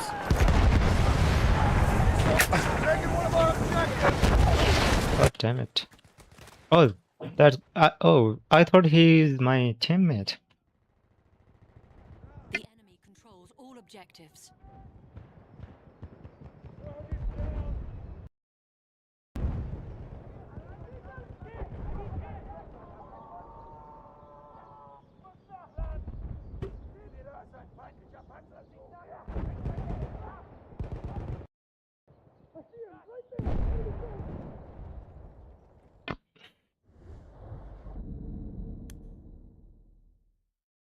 Alright, we lost everything. A flame trooper kit is available near your location. How the heck this guy is moving like this? Oh wait, what? He's not dead? Wait, what the hell is this guy?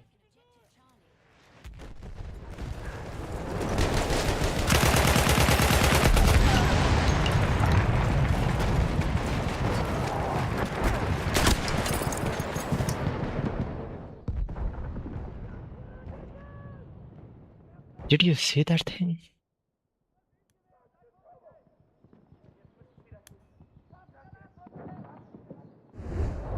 Now they are not dying. We have taken objective apples.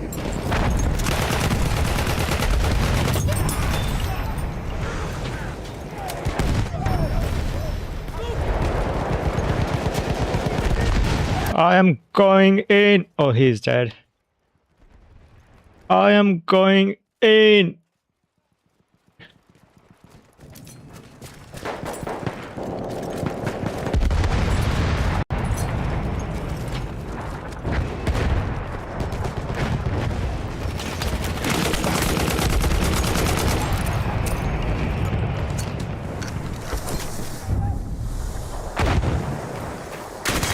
Come on. I did press the fire button, bro, before he can even come out. That's... I did the pre-fire, but I don't know why it did not work out.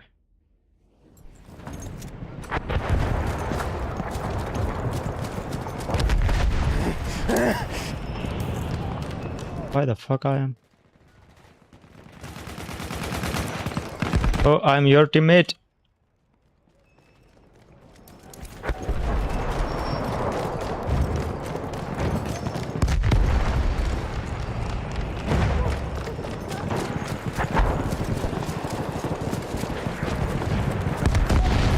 Go for Charlie!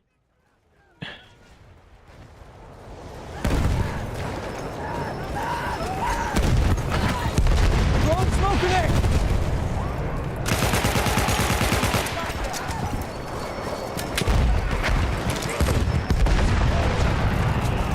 Smoke going out, look left!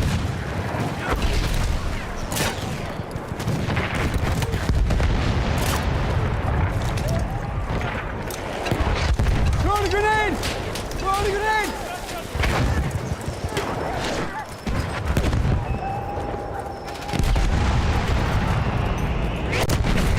Oh no.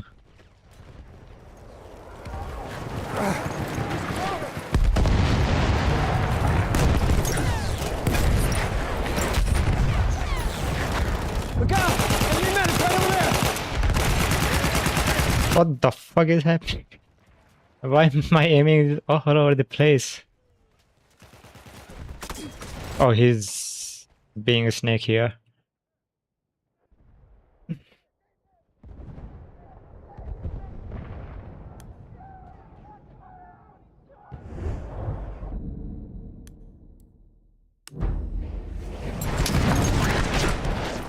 Smoke out! They're going out!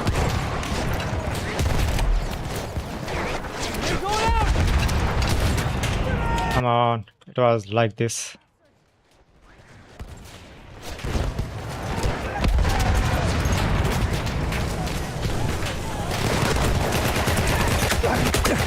God damn it.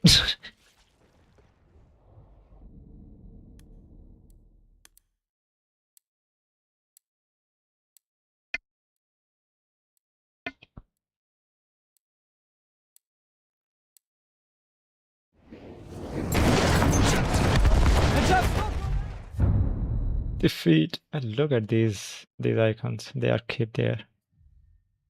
They are always there. Oh, I like this map. The Italian map, right?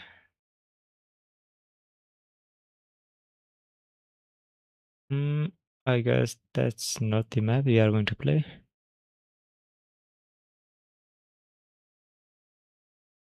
If that is not the map, then we are going to play the Star War.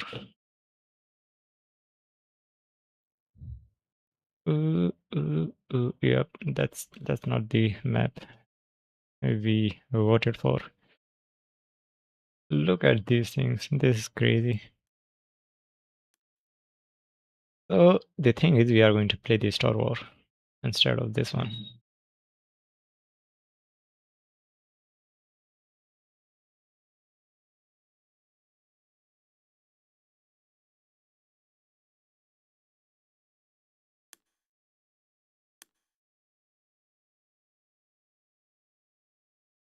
Today's ping is really high, 175.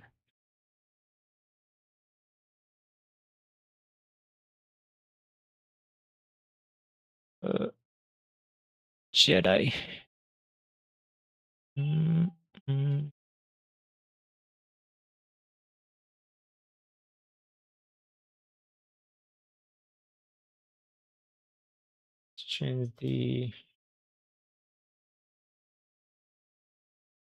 Change the category for the Twitch. Tor War Fallen Order. That's not. God damn.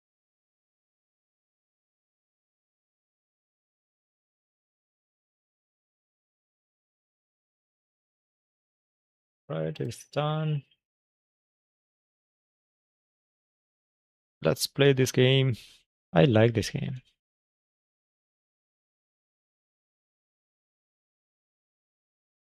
Lucasfilm Limited.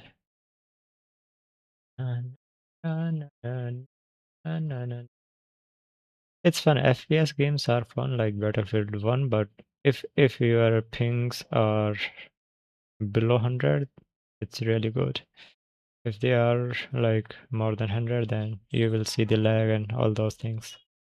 Even you hit the enemy, it just do not register.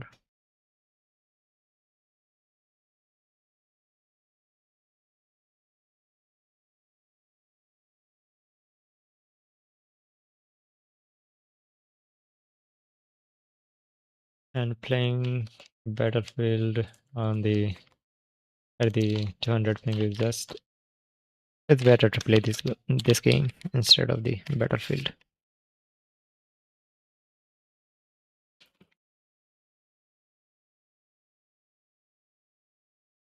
Why we are having this wide screen issue? That's not normal.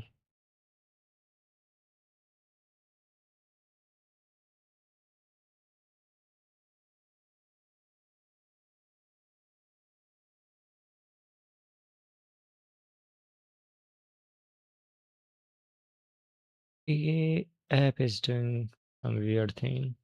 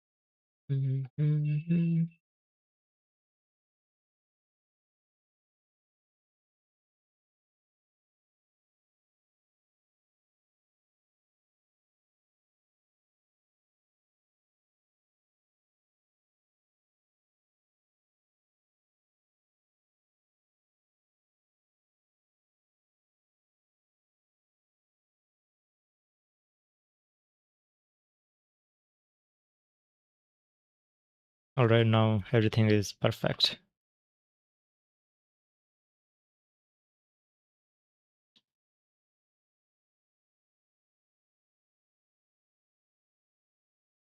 Oh, come on, this issue again?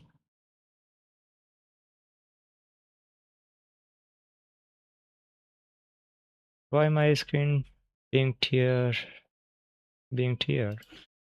God damn it.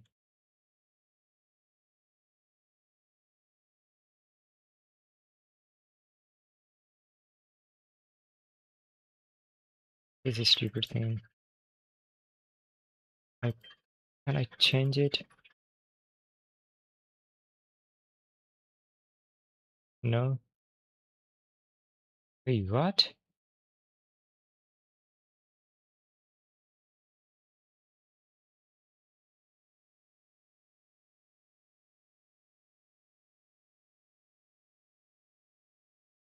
Fuck. This annoying thing.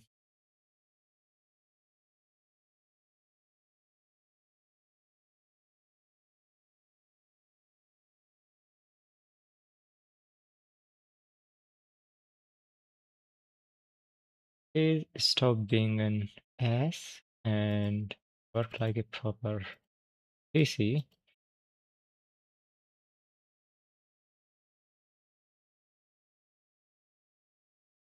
So, alright, let's check the window.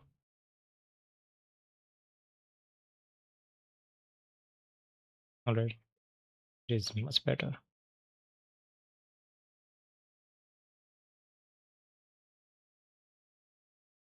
Now it's much better.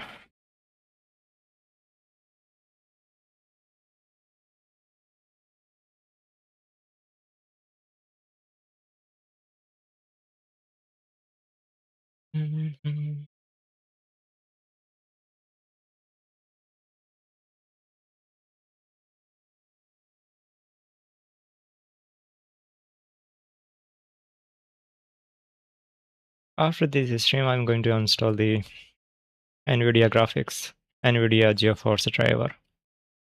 That's really causing the issue. God damn it, I was supposed to go up, not down, you freaking stupid thing. Now we have to go all the way up.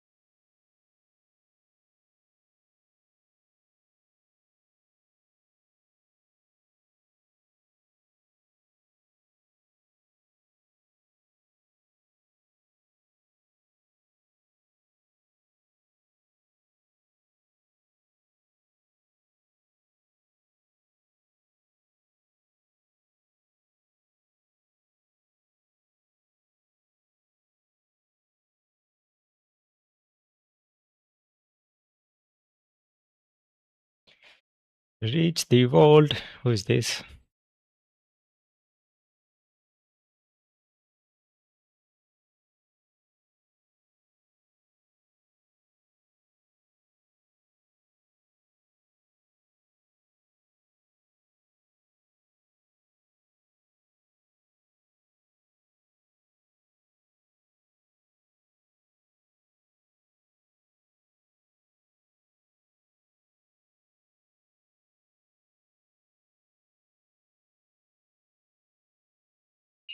Zepho.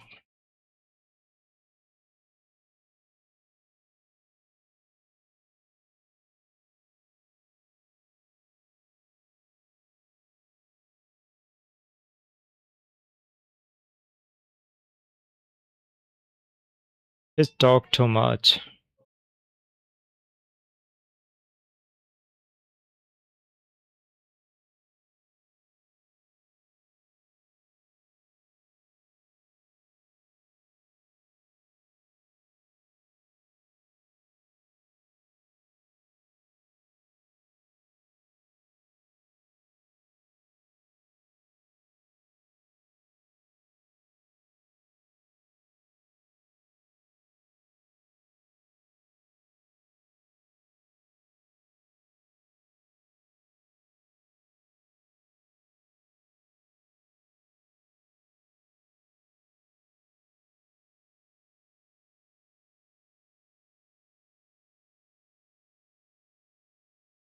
That's it.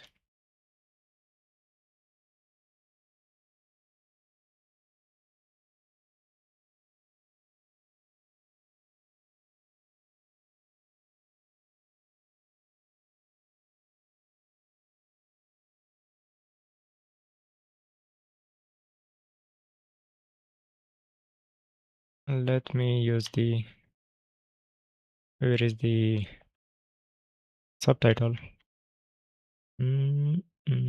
Video dialogue. Audio output. Speakers. Headphone.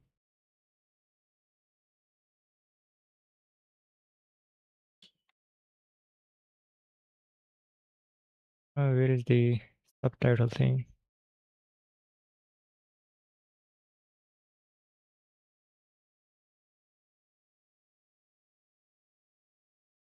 Maybe here. Now we are playing on high maybe.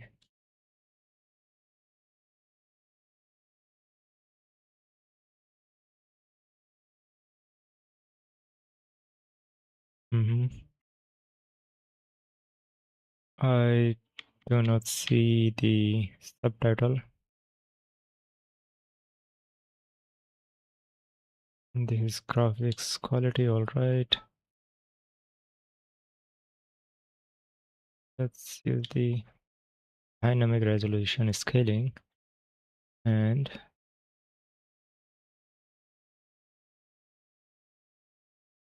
a subtitle here. This is a random place to put.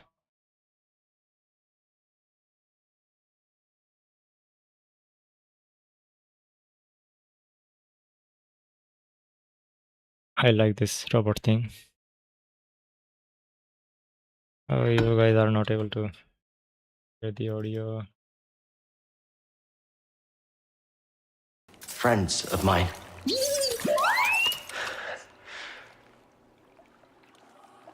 All right, let's go back.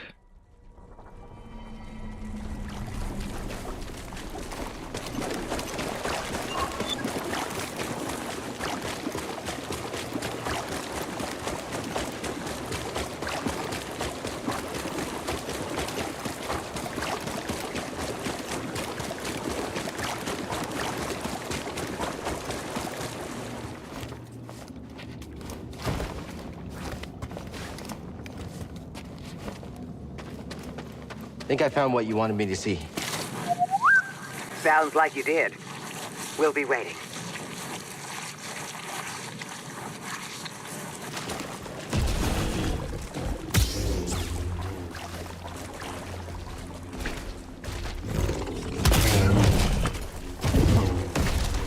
What the heck? Why I can't? Oh.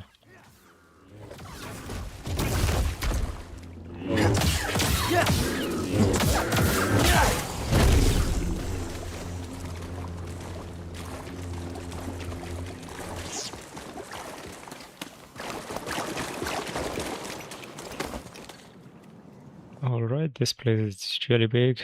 I think we need to go there, the light thing. Oh no.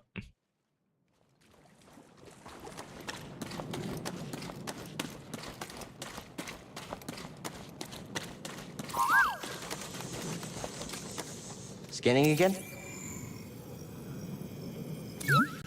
I'll check it out.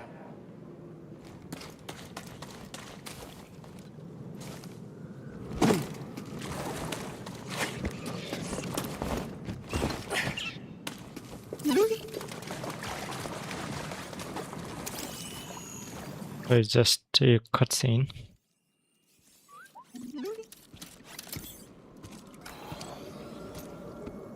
My friend, it appears the Zepho had some interest in Dathomir. Strange. For such a peaceful culture to have any sort of fascination with a place so dark.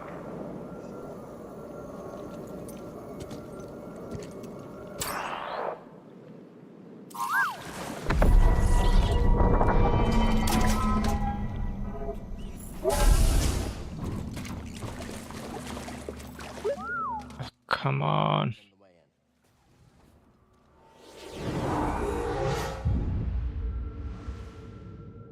Nothing there.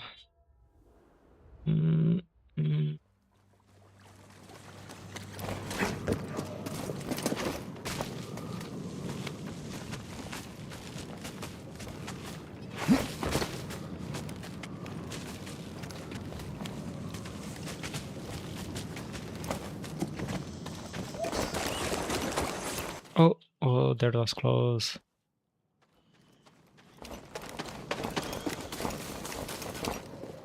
When I go...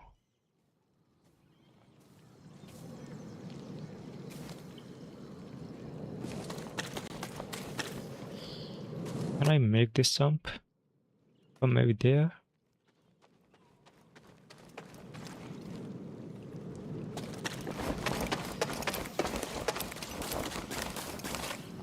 Oh no, I'm dead.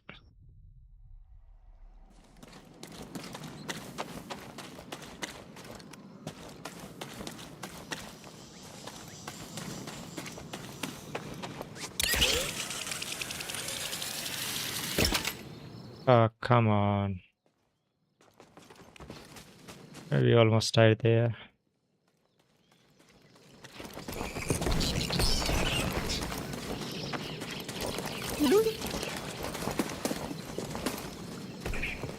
Got a scan? Thanks, BD1.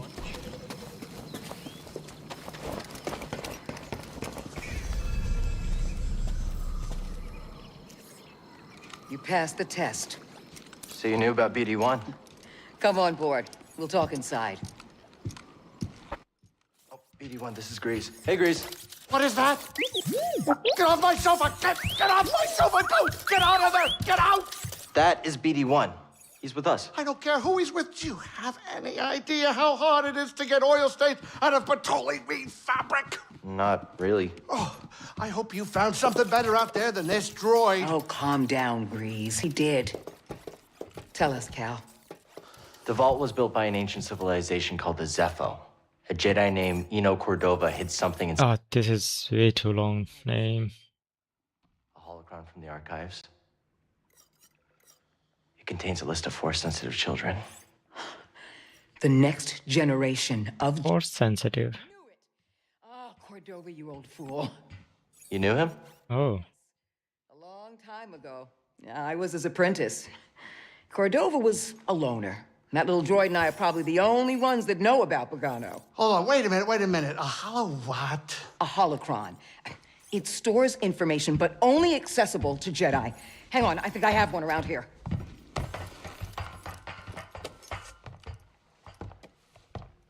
Use the Force. Like a thrust force or something. Oh. I regret to report that both our Jedi Order and the Republic have fallen. With that list of Force sensitives, we could rebuild the Jedi Order and defeat the Empire. Okay, no problem. Let's get it. Well, except the holocron is hidden deep inside the vault, and to get it, we have to follow Cordova's path. He mentioned something about the planet Dathomir and a Zepho homeworld. All right, well, where are we going? Now, I'm just asking because I was thinking of maybe making some food. Look, before we do anything, I need to know something. How come you're no longer a Jedi? I had an experience that changed my perspective. So I cut myself off from the Force. But you still want to rebuild the Order. I believe that rebuilding the Order is the best chance we have against the Empire. What do you believe? I believe I can't keep hiding from... Oh, we didn't have the choice tree like the other game. Are you with us? We're in. Dathomir or Zepho, it's your choice.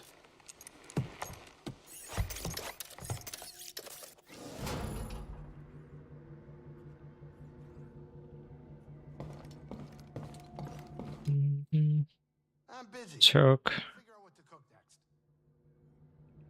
That's it.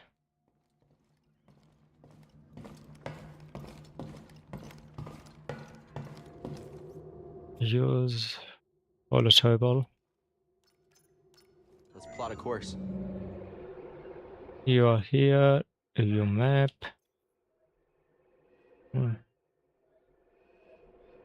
So I have to go there. Search Zepho for ancient tombs.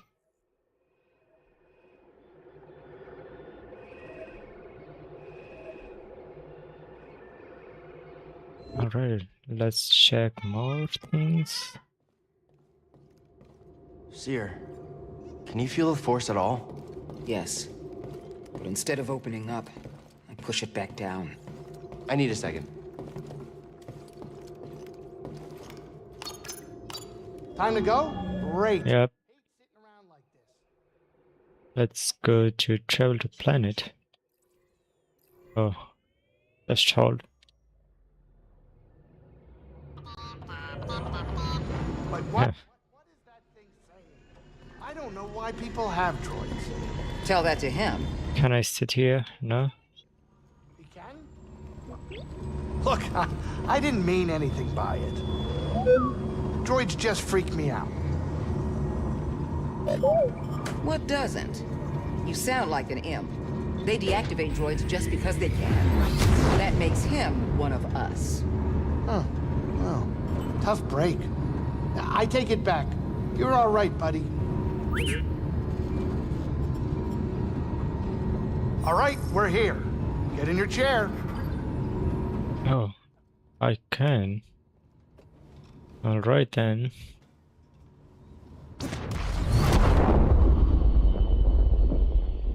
Heck of a storm brewing down there. This might not be the best time to land. Something strange. Those winds are interfering with our comms. Hey, Cordova mentioned something about peace in the eye of the storm. Well, I can just make out a settlement in the middle of it. Then we have to get there. Copy that.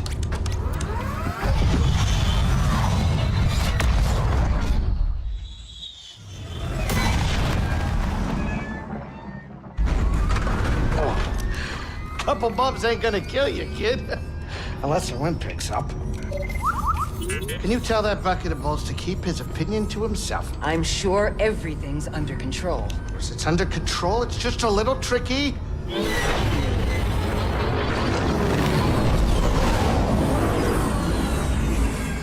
Okay, hold on.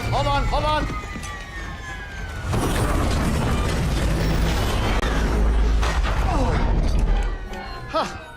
Perfect landing. Easy money, baby. But I'm still getting a lot of interference on the comms. It's gonna take me a minute to get them back up. I'll search for signs of Cordova in the meantime. Good. I'll be in touch once I crack this. Good. Cal, over here.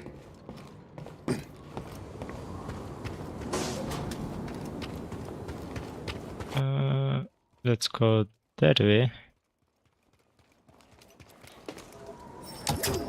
Door is locked from the other side. Yep. Of course.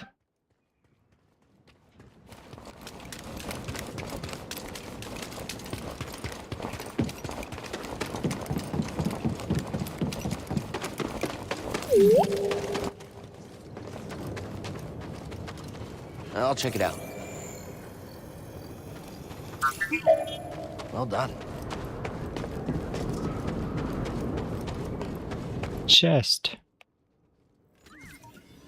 We have the new chest. Something we can use?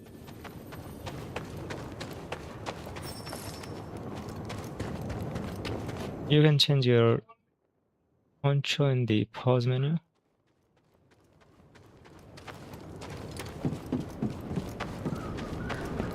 Sounds like a abusive word. Door is locked from the other side. What the heck? We can go.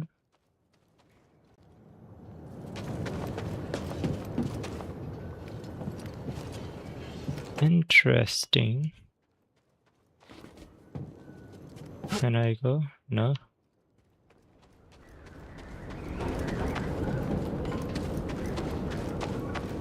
I'm just looking around, trying to find something if we can. We cannot go up, alright. We can we go up? No. What about this way? Nope.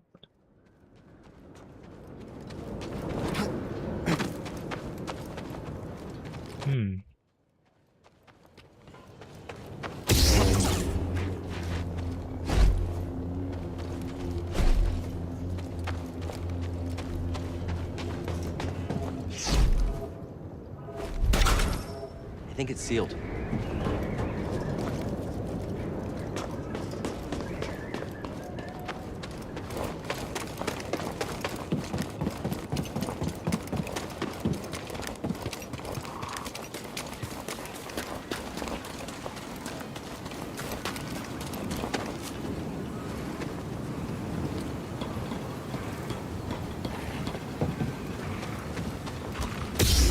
Someone is about to die.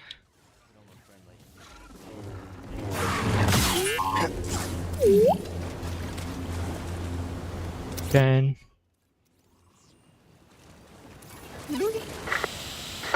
Cal, can you hear me? The Empire. They found Zeppo. If they were following the Mantis, we would have been swarmed already. Could they be looking for the tombs? Let's hope not. Just got our comms working. I'll try the same workaround to crack into theirs. oh boy. Oh no, there are so many.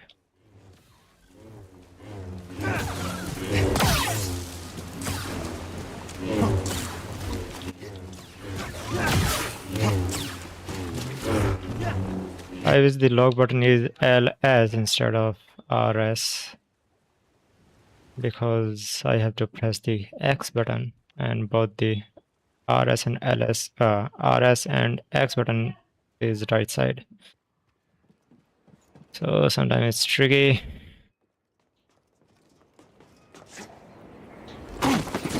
Oh, it's same place. God damn it.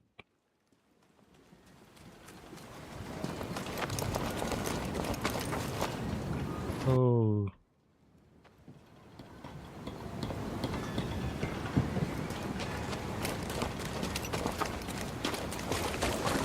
I want to check that place one more time.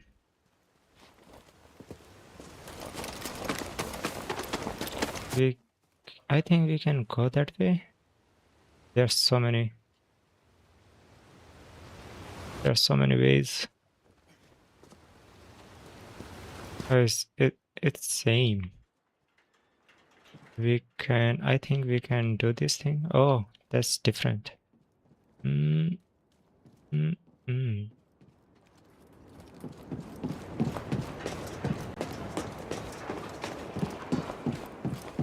Alright, now we are inside.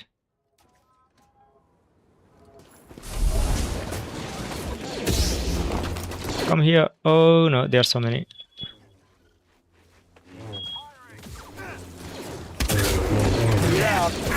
Yeah, okay. Shoot. I dare you. Oh. You killed them all. Yes, sir. I did. Oh.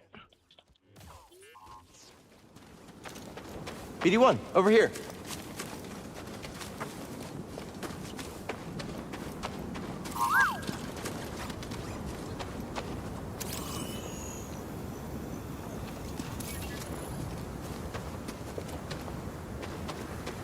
The performance pro, after updating the driver, we start having the issue. Yesterday I was literally playing it on Epic.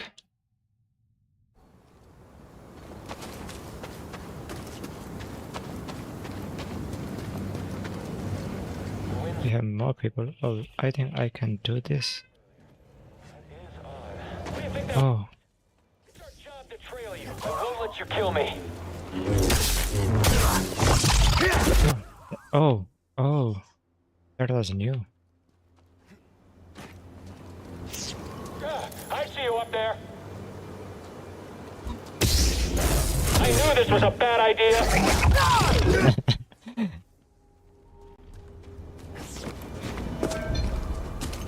That was funny. Maybe we should go take a look. Hostile approaching. Affirmative. Are you gonna kill us all? I'm not leaving here alive. Oh, someone is dead.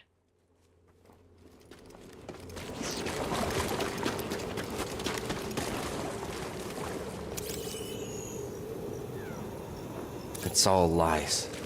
The Empire just wanted this land.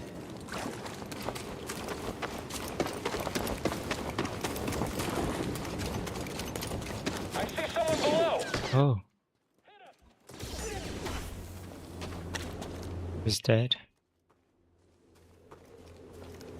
What are these things? Can I burn these things? No. Can I? No. Alright. This is close. I think we need to go there. Oh, this is different. These guys are different. Oh no. They just...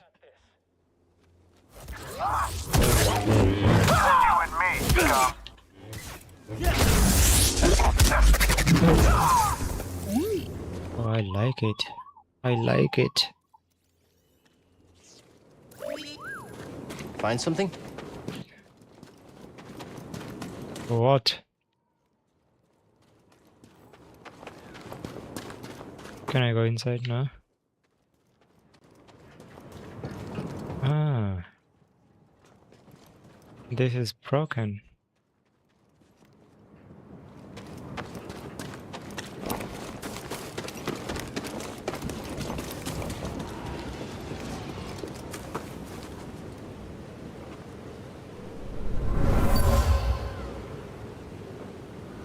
Where are you taking us? The Empire's forced the villagers from their homes. Frightened refugees, shipped off to work camps. Or worse. Let's check that thing. It's just the card. We cannot go there.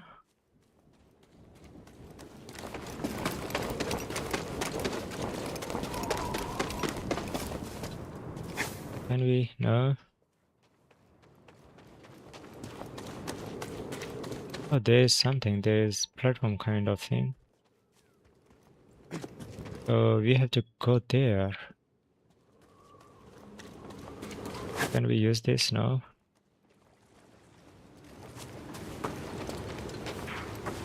Maybe this thing? No. Nope.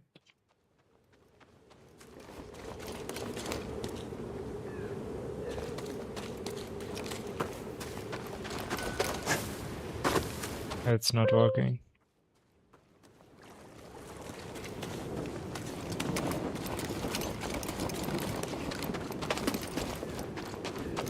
Maybe something here.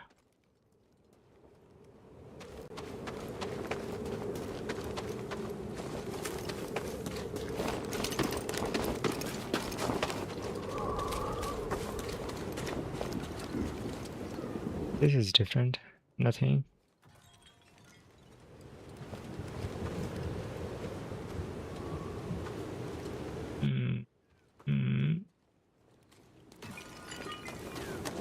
I think we need to go back.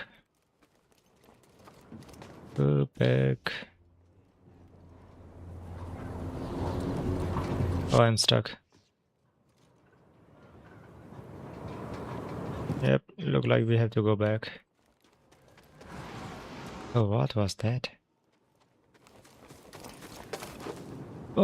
Oh, that was close. Oh, okay. Did you find something, BD1? And we go. Oh, we can go inside here. All right. Who's there? Doing okay, BD1?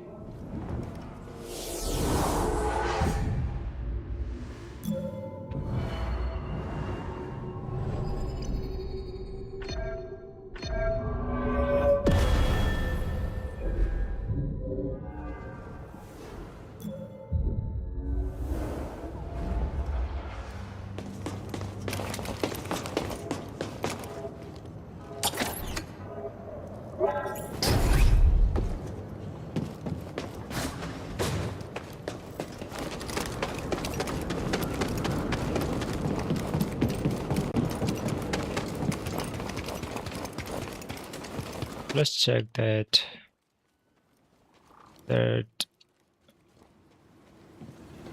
cave thing.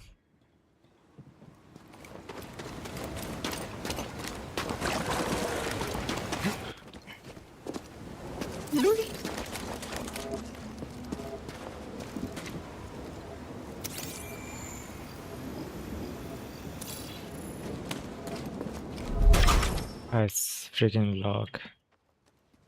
God damn it. We have to go that way again.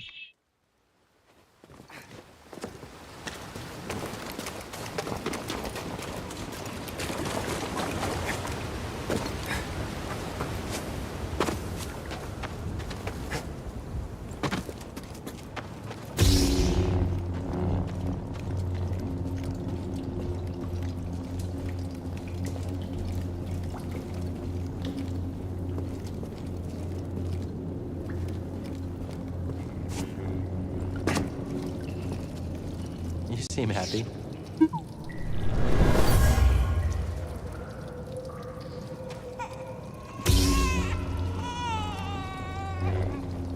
Mother used this fabric to keep her child warm. You were on the run from something.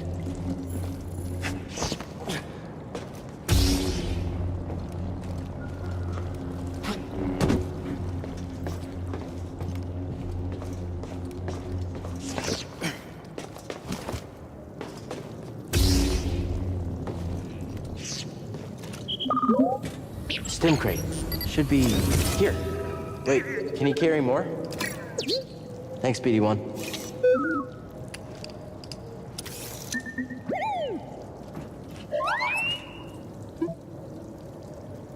All right.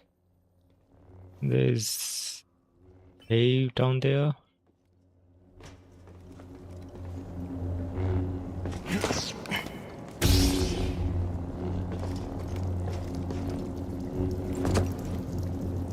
Same thing.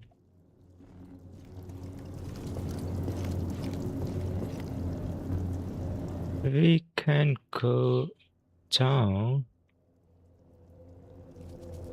We can actually go down.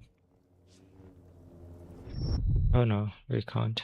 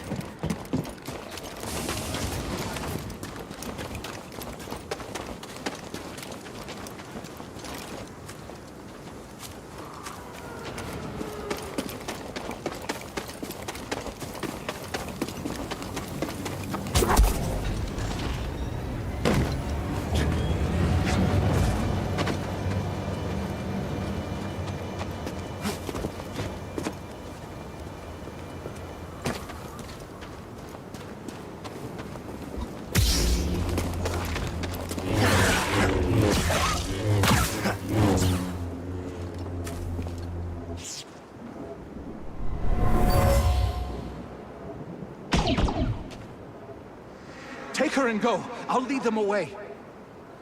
Buster, no!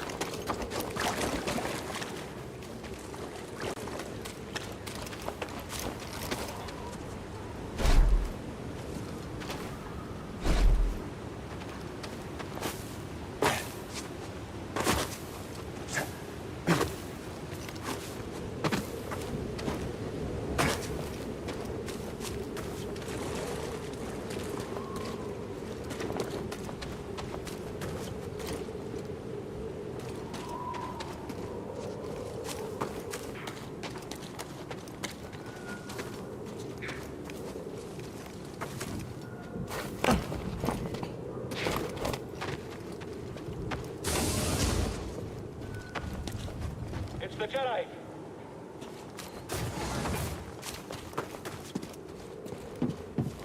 Firing!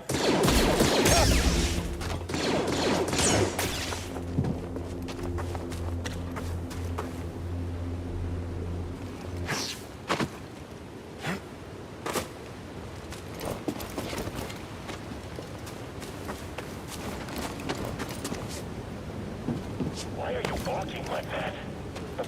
Come on, hit him!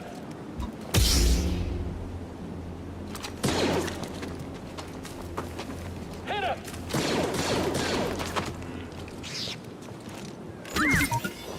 Oh, okay.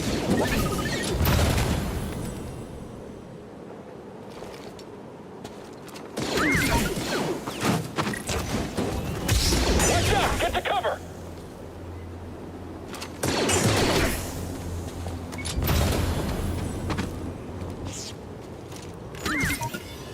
Hey now.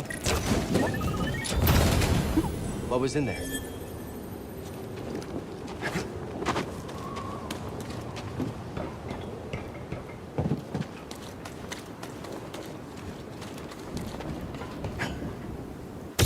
Ah! Jedi!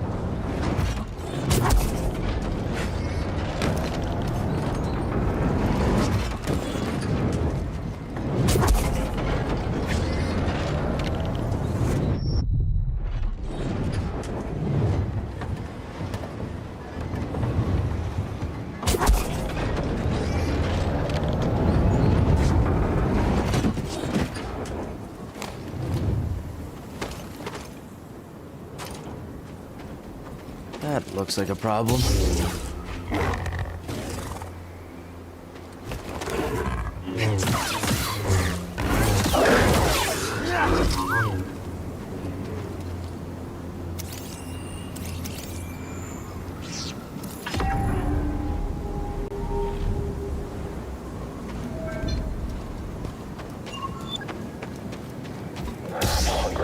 It's reducing the quality of my posture. He's there, right there! You say so.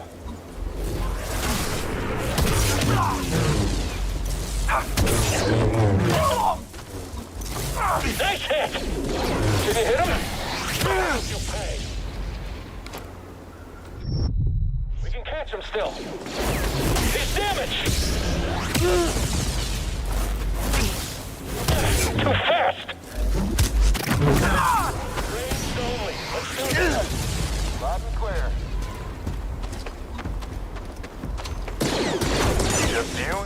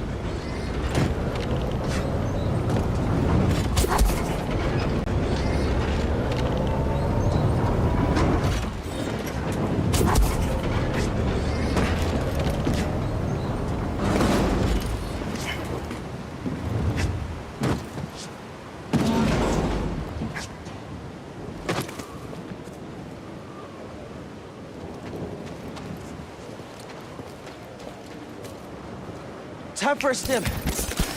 Thank you. Did you see something move? Moving to engage.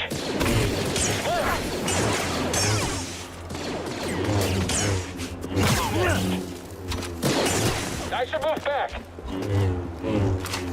Firing on the enemy. This will kill them all.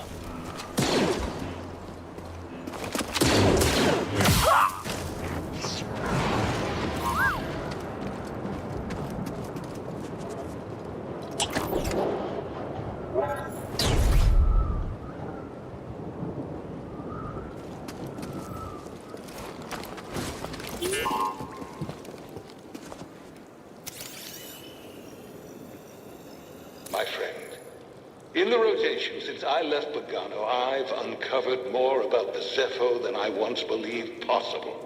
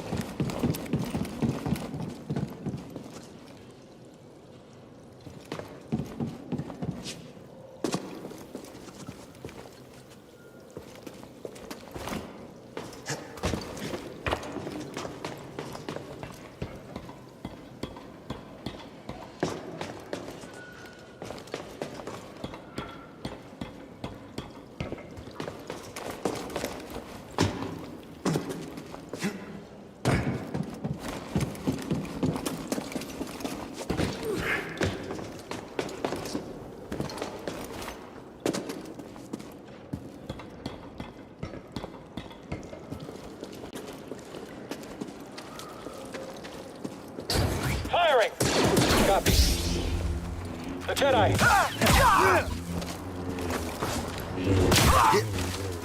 I hit him!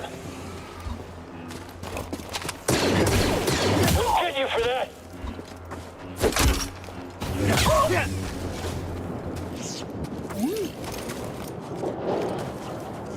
What's that?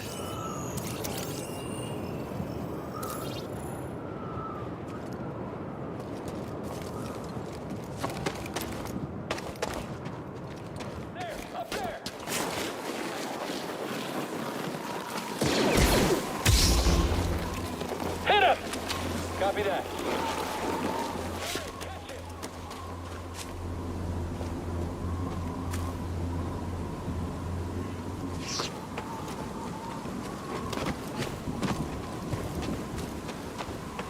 Someone's down there!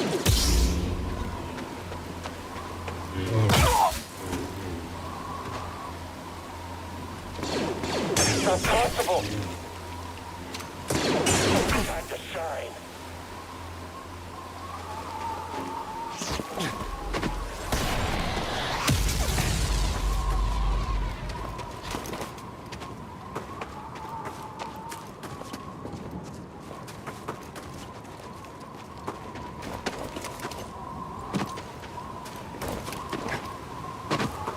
I see you down there.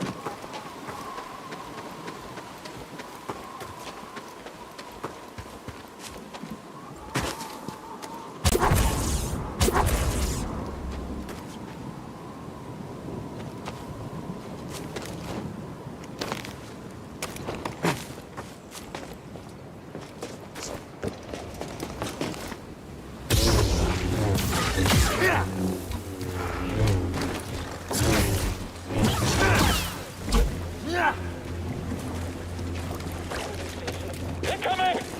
I got this. Watch yourself. Squad, fire! Firing! More coming!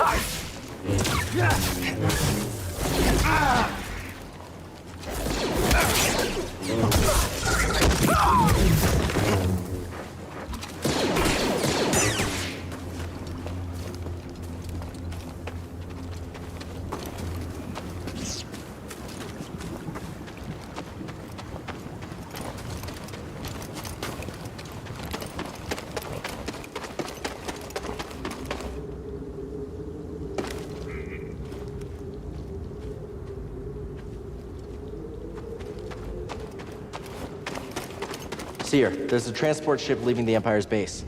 I heard. They plan to bring Zepho artifacts to Coruscant. Does that mean?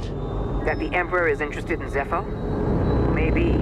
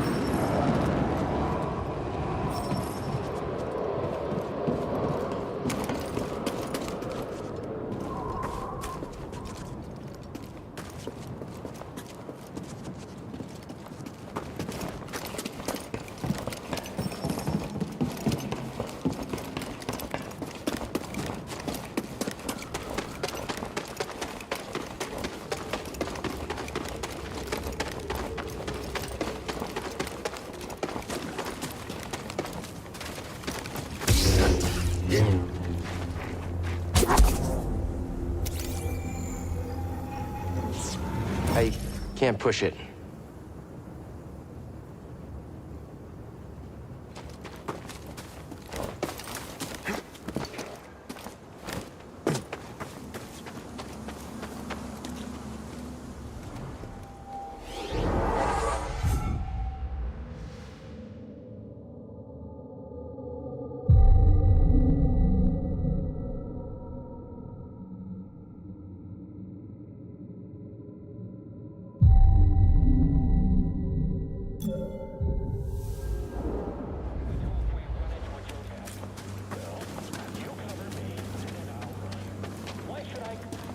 Hey, an intruder!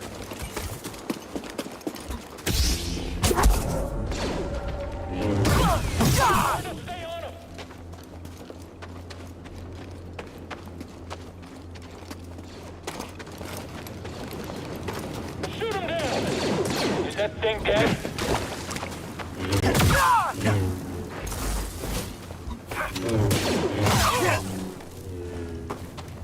Let's get him.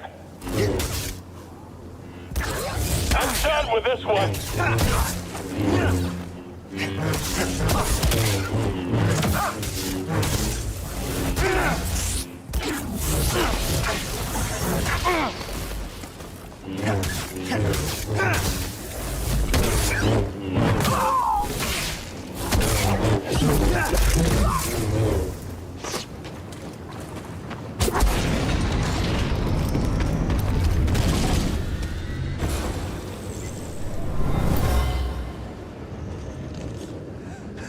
Mariana, get out of here, Sienna.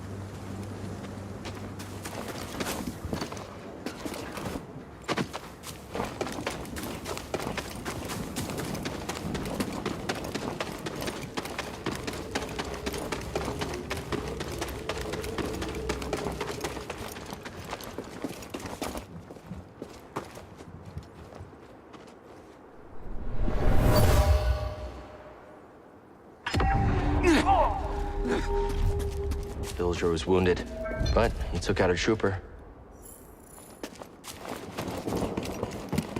There's still no results. I wonder what's gonna happen to us. Stop your worrying. We're not the ones in trouble.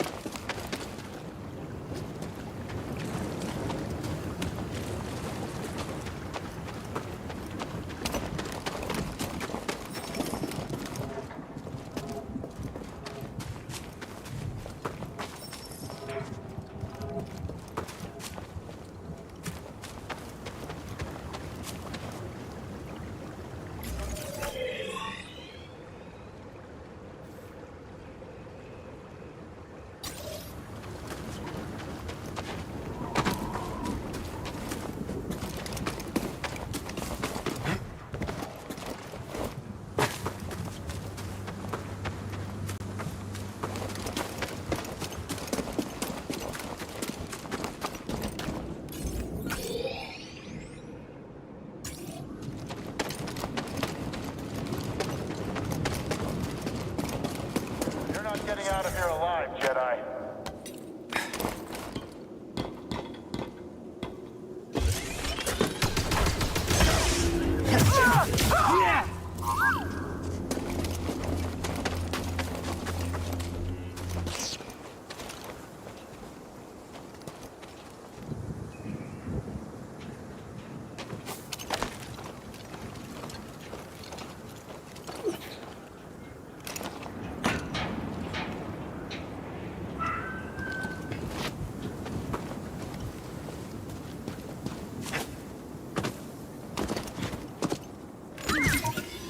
Oh, okay.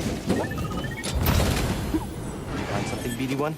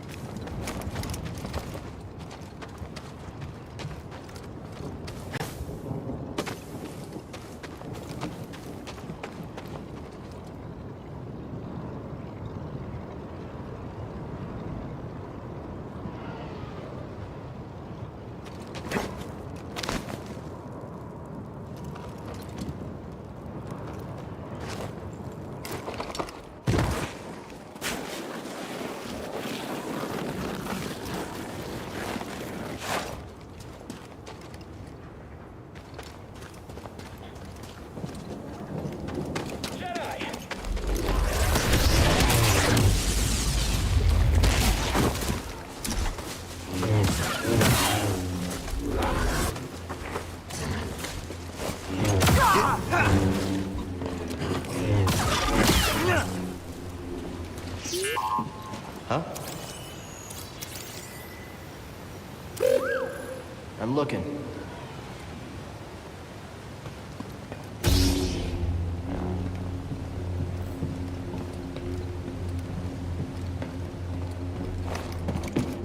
What are you muttering about over there? I was just trying to remember info on the Villac, I think it's called. You can kill it by shooting it. That's all you need to know. In accordance with the Emperor's will, we've occupied Zepho, redistributing its inhabitants. This planet has failed to yield significant data or relics for Project Augur. Its electromagnetic winds have rendered the bulk of our mining technology useless. Meanwhile, more stormtroopers lose their lives to dangerous fauna.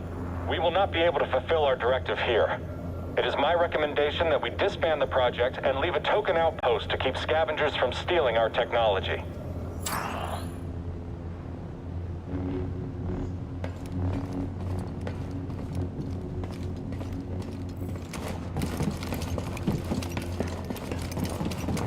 See something? It's the Jedi! He's gonna get me! Or kill me!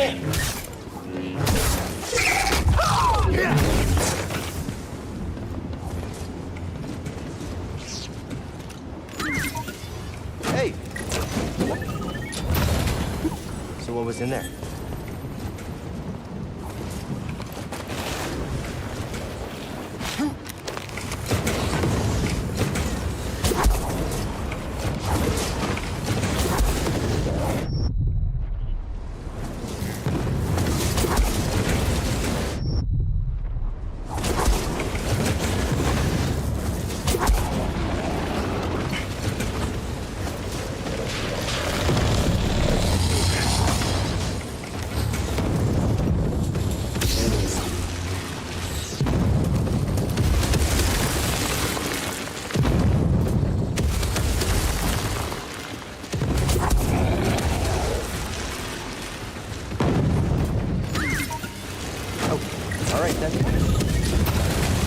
What was in there?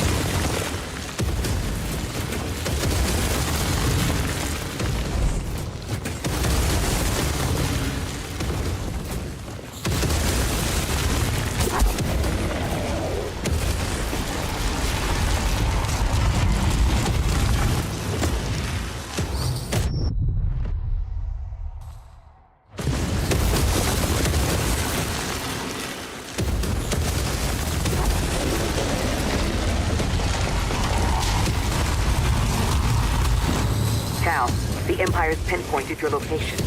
You need to move fast. On it. Thanks.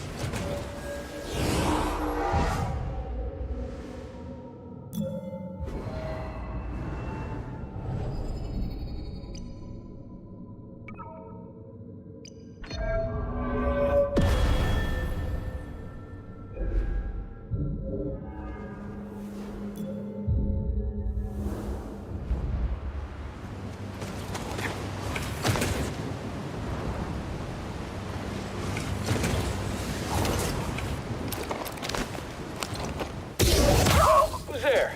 Target spotted. We'll get you for that. I'm taking point on this pursuit. Those reinforcements are on the way. Take that. Contact on target. Someone else get in here. Are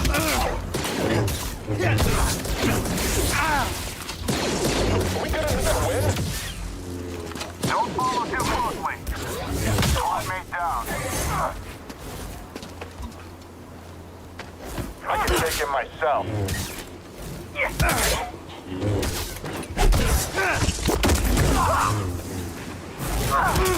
I'm staying on you.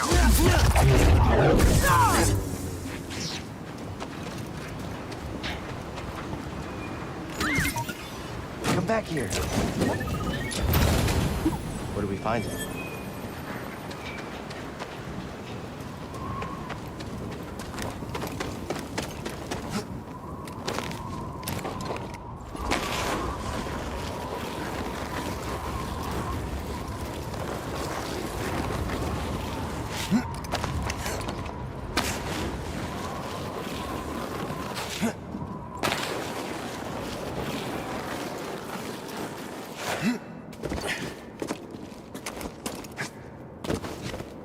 I found something.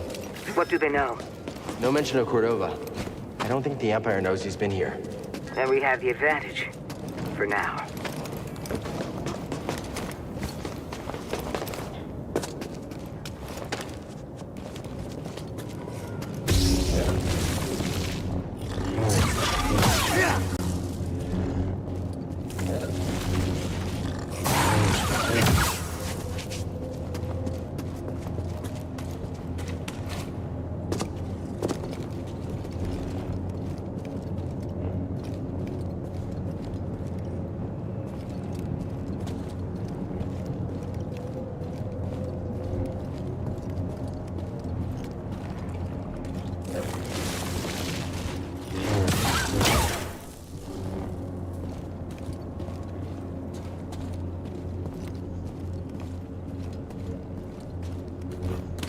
That's interesting. We're on the right track.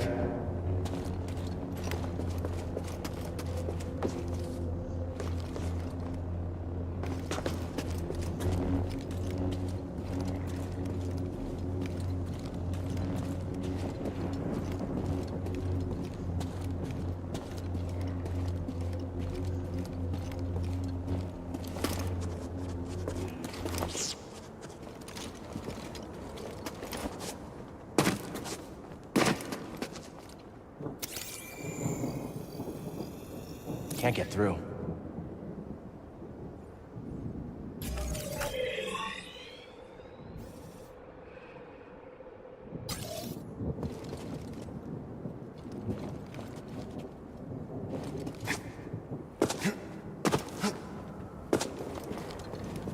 There's a storm up ahead. Something about it crippled the Empire's equipment. I can feel something pulling me there. Beyond.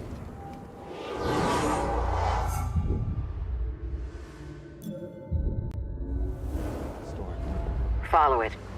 Let the Force sharpen your instincts. All right. I'll do my best.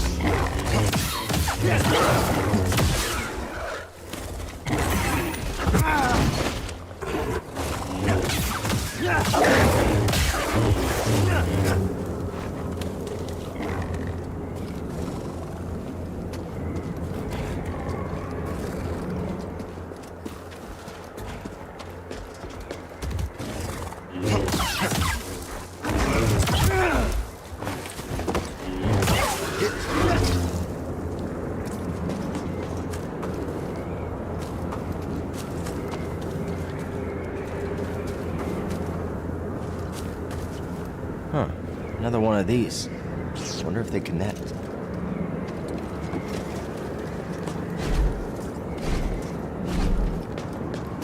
BD1, over here.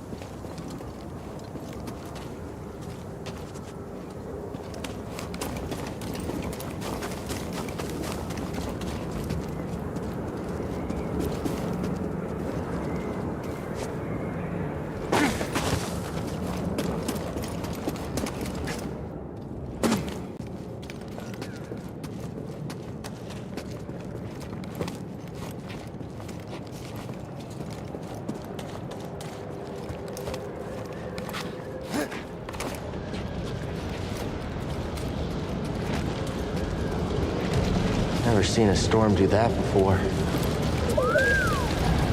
Yeah, it's incredible.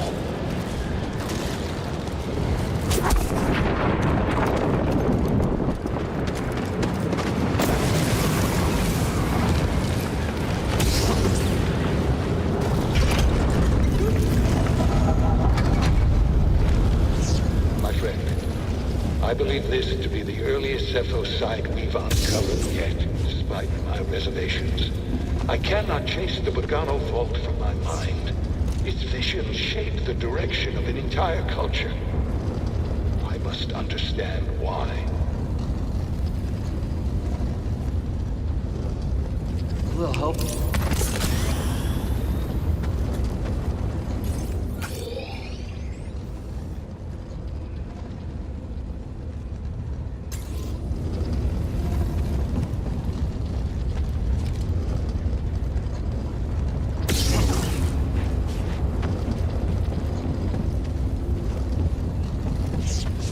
I'm in the tomb. It's massive.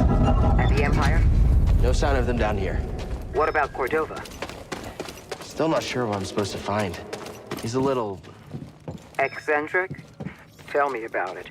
But he wouldn't send us here for his amusement. Keep an open mind.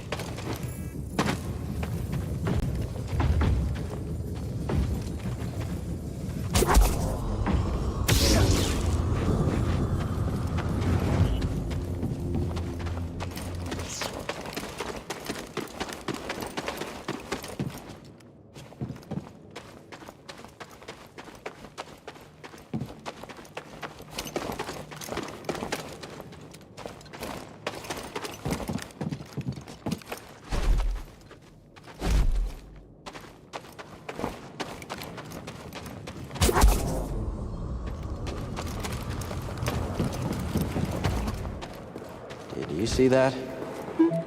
Ugh.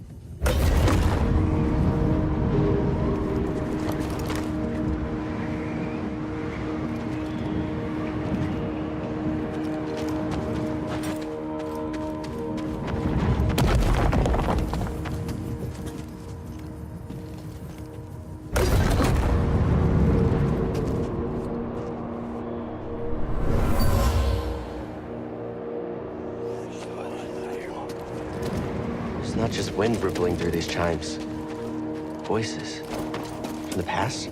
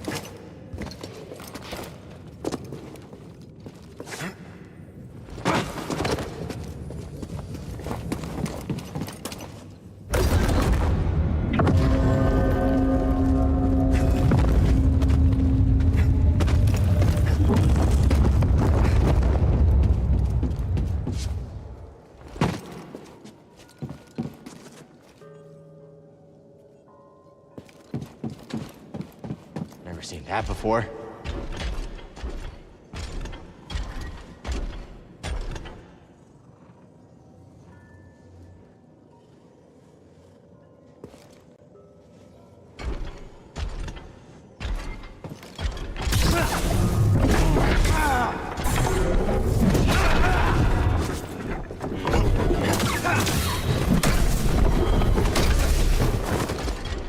BD1?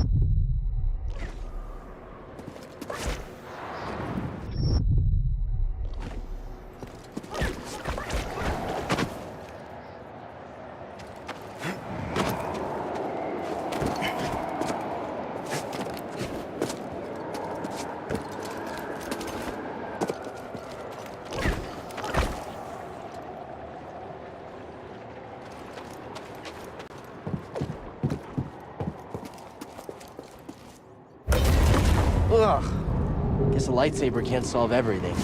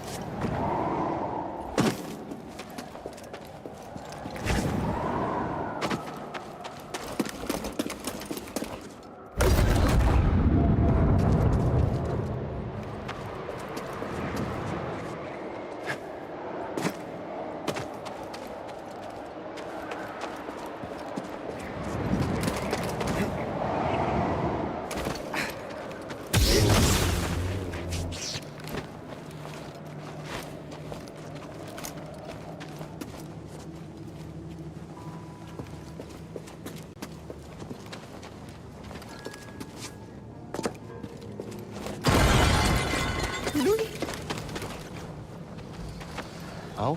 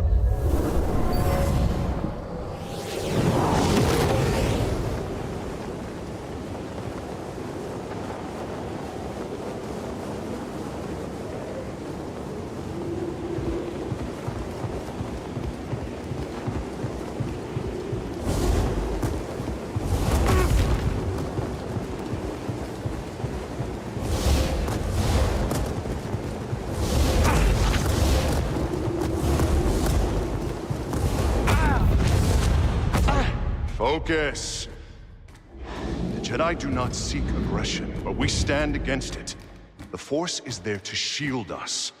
The obstacles in your path define the path. What stands in the way becomes the way. Now, try again. Good. Continue.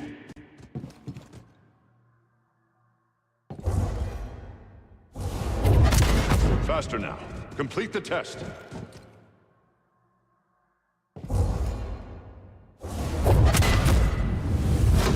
What stands in the way becomes the way.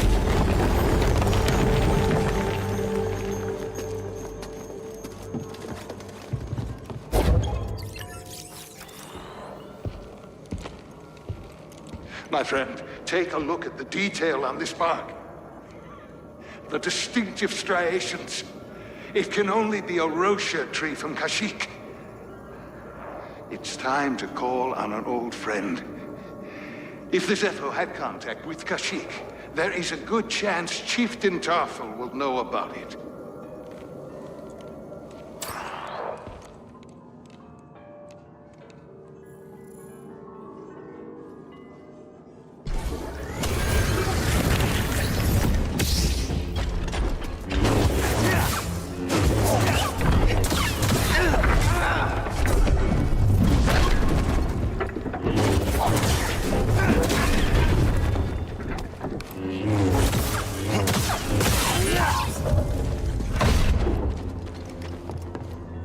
Okay, I'll look.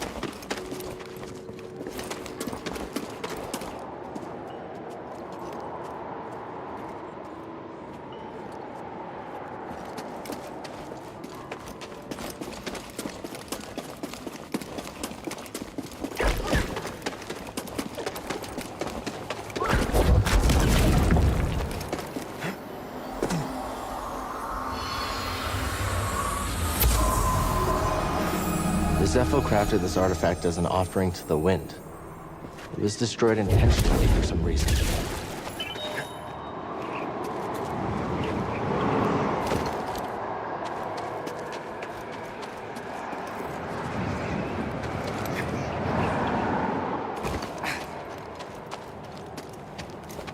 I did it.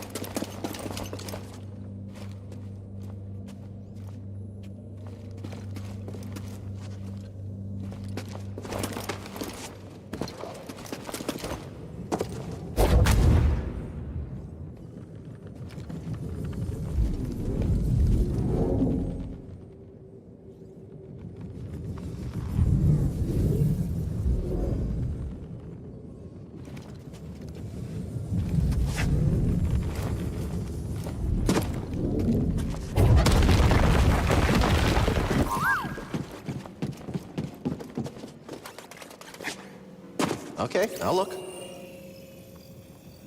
My friend, this tomb is utterly fascinating.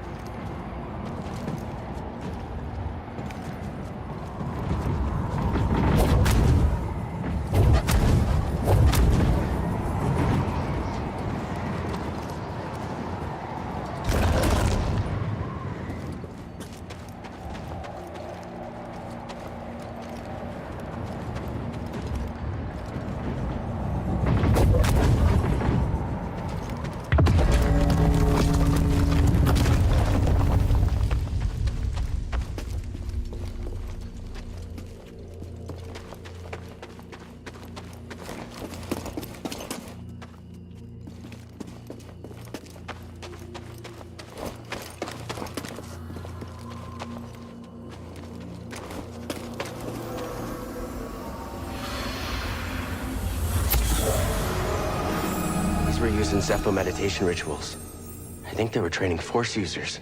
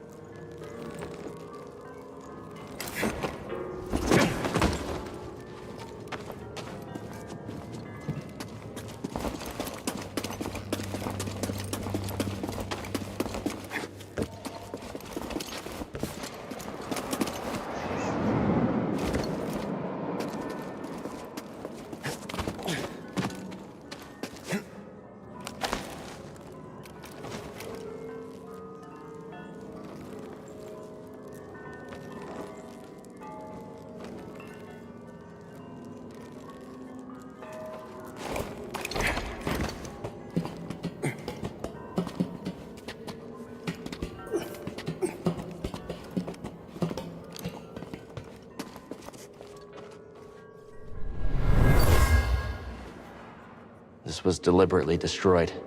I can still feel the hate of the act.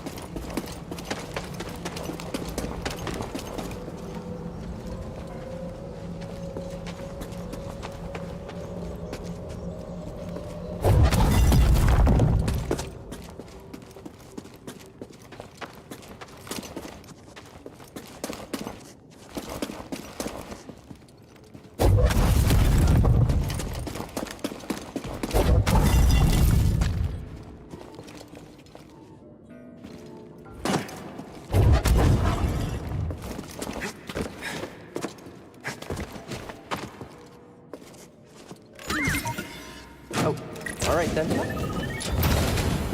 Did you find something, BD-1? This Guardian was destroyed long ago.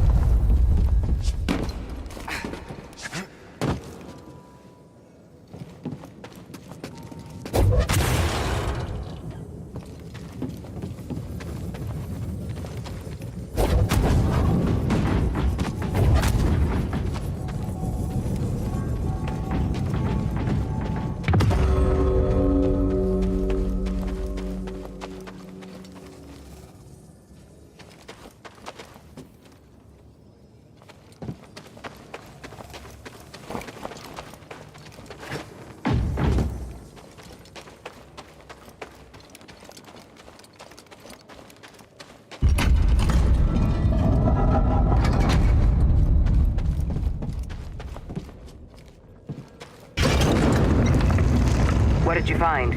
The Zepho went to Kashyyyk. Cordova mentioned someone named Tarful. A Wookiee chieftain. They were old friends. Think he's still around? There's only one way to find out. We have to go to Kashyyyk.